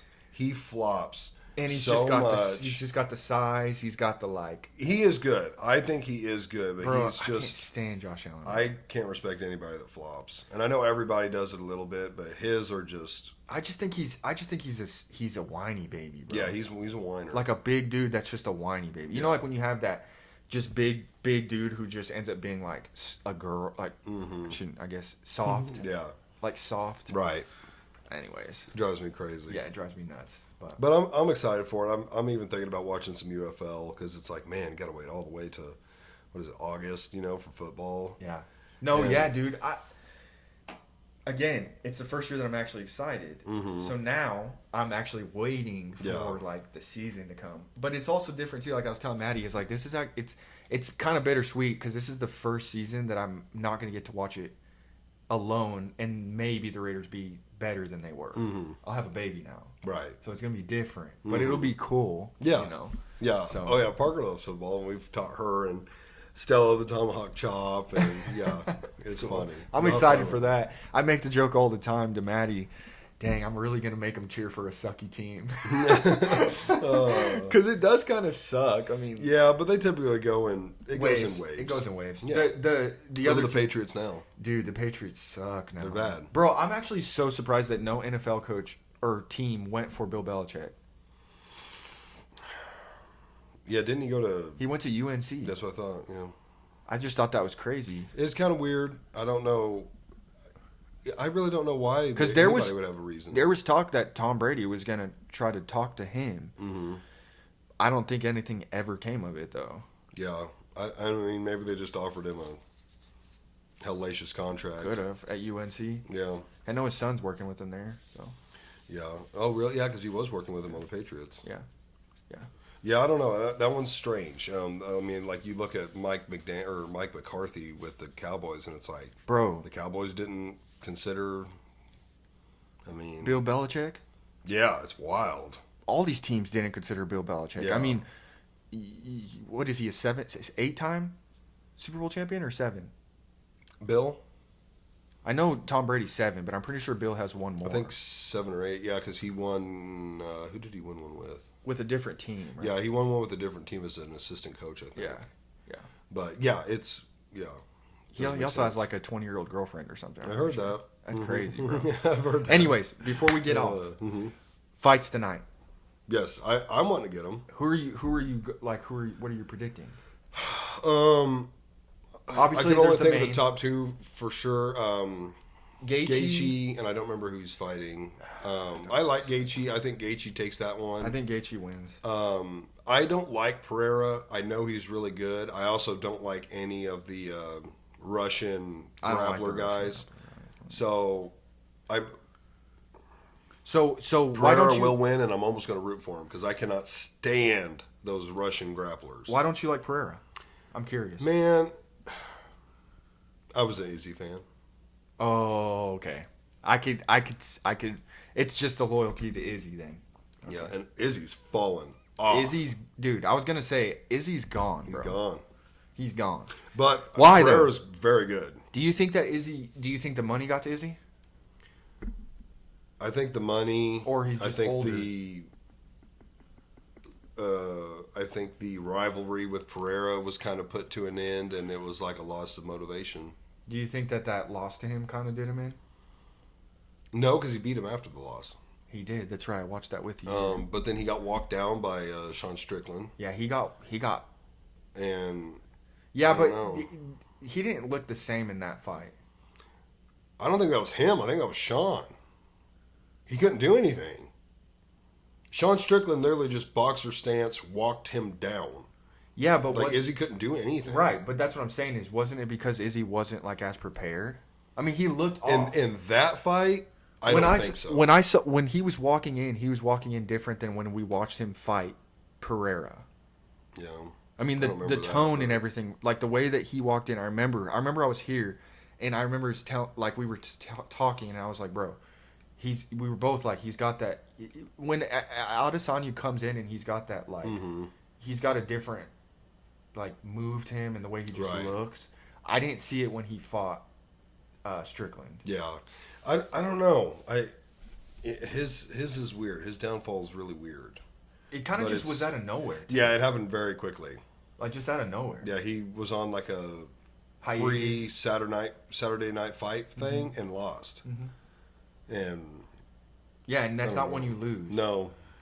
Anyways, it's Justin Gaethje and Rafael Fiziev. Yeah, I think Gaethje takes that one. Pereira will take the main event. And then Pereira. And then there's obviously I don't remember who else was on there. Jalen Turner and Ignacio. That was a good one. So was this one. Dang, these are actually all good fights, bro. Were there any chicks on there? There was a couple chicks. Yeah, Jasmine Lucindo and Amanda Lemos. I don't know them. I thought there was a couple I knew. Yeah, I don't really know them. And then King Green versus Mauricio Ruff. That's the other one. That's gonna be a good one. Yeah, the next 2 or 3 are pretty good fights. I haven't bought one in a little bit because none of them were really sparking an interest. Bro, I'm so interested to see this. But yeah, I think I'm gonna get this one. You going to? I think so. I might pull up if you guys do something. Yeah. I need to figure out what Maddie's. Yeah, hit her up. So different with like, her being pregnant. She's always just hit her up right after this, and 1, see if you can come back, and 2, see if we can go hit a workout. Yeah, I will. Yeah, because I'm down, bro. I want to see what you look like with a pump, and yeah, I really want to go work out. Yeah, it's crazy like how much a pump changes you too. Because like, especially when you're on, I will preface this, when you're on gear or test or whatever you want to call it, your pumps are different, and then also like the fullness that you get from them is crazy. Yeah. Because like, again, I'm not that big of a guy, but like when I'm pumped up, the difference that I look is crazy. It's just, I can't explain it. It's just different. I know exactly what you mean. It's just different. But I'll ask her after this, and then we'll see. All right, let's sign off. We'll make an intro real quick, and we'll make sure we cover everything that we said and all that. So, do I need to say anything? I want you to shout out your Instagram now, and I want you to shout it out when we do our intro too. Okay. So, because you've got your page where you show all of your stuff. So, yeah. Where can people find you? My Instagram is Moses Lifts with a Z, MOSESLIFTZ, and then I'm pretty sure that's what it is on everything. Okay. On YouTube. Moses Lifts. Yeah, YouTube, Instagram. I'll tag you on your stuff and everything. Bro, thanks for coming out. I'm so glad we got to do this one again. I'll come back during prep too. I mean, that'll be cool for everybody. Yeah, that'll be cool. So, guys, thanks for watching as always, watching and listening. You can find me on YouTube and Spotify. Follow me on Facebook and Instagram. Like I said earlier, Facebook we're like 700 plus, I think. YouTube we're coming up on 80. So once we hit that, we're going to be pushing for 100. So. Let's go, baby. Yeah, let's go. Thanks for watching and listening. Yeah, get them up. Get those numbers up. Those are rookie numbers. Yeah, Mo, thanks for coming out. For sure. And we'll see you in the next one. Yeah. Peace. Peace.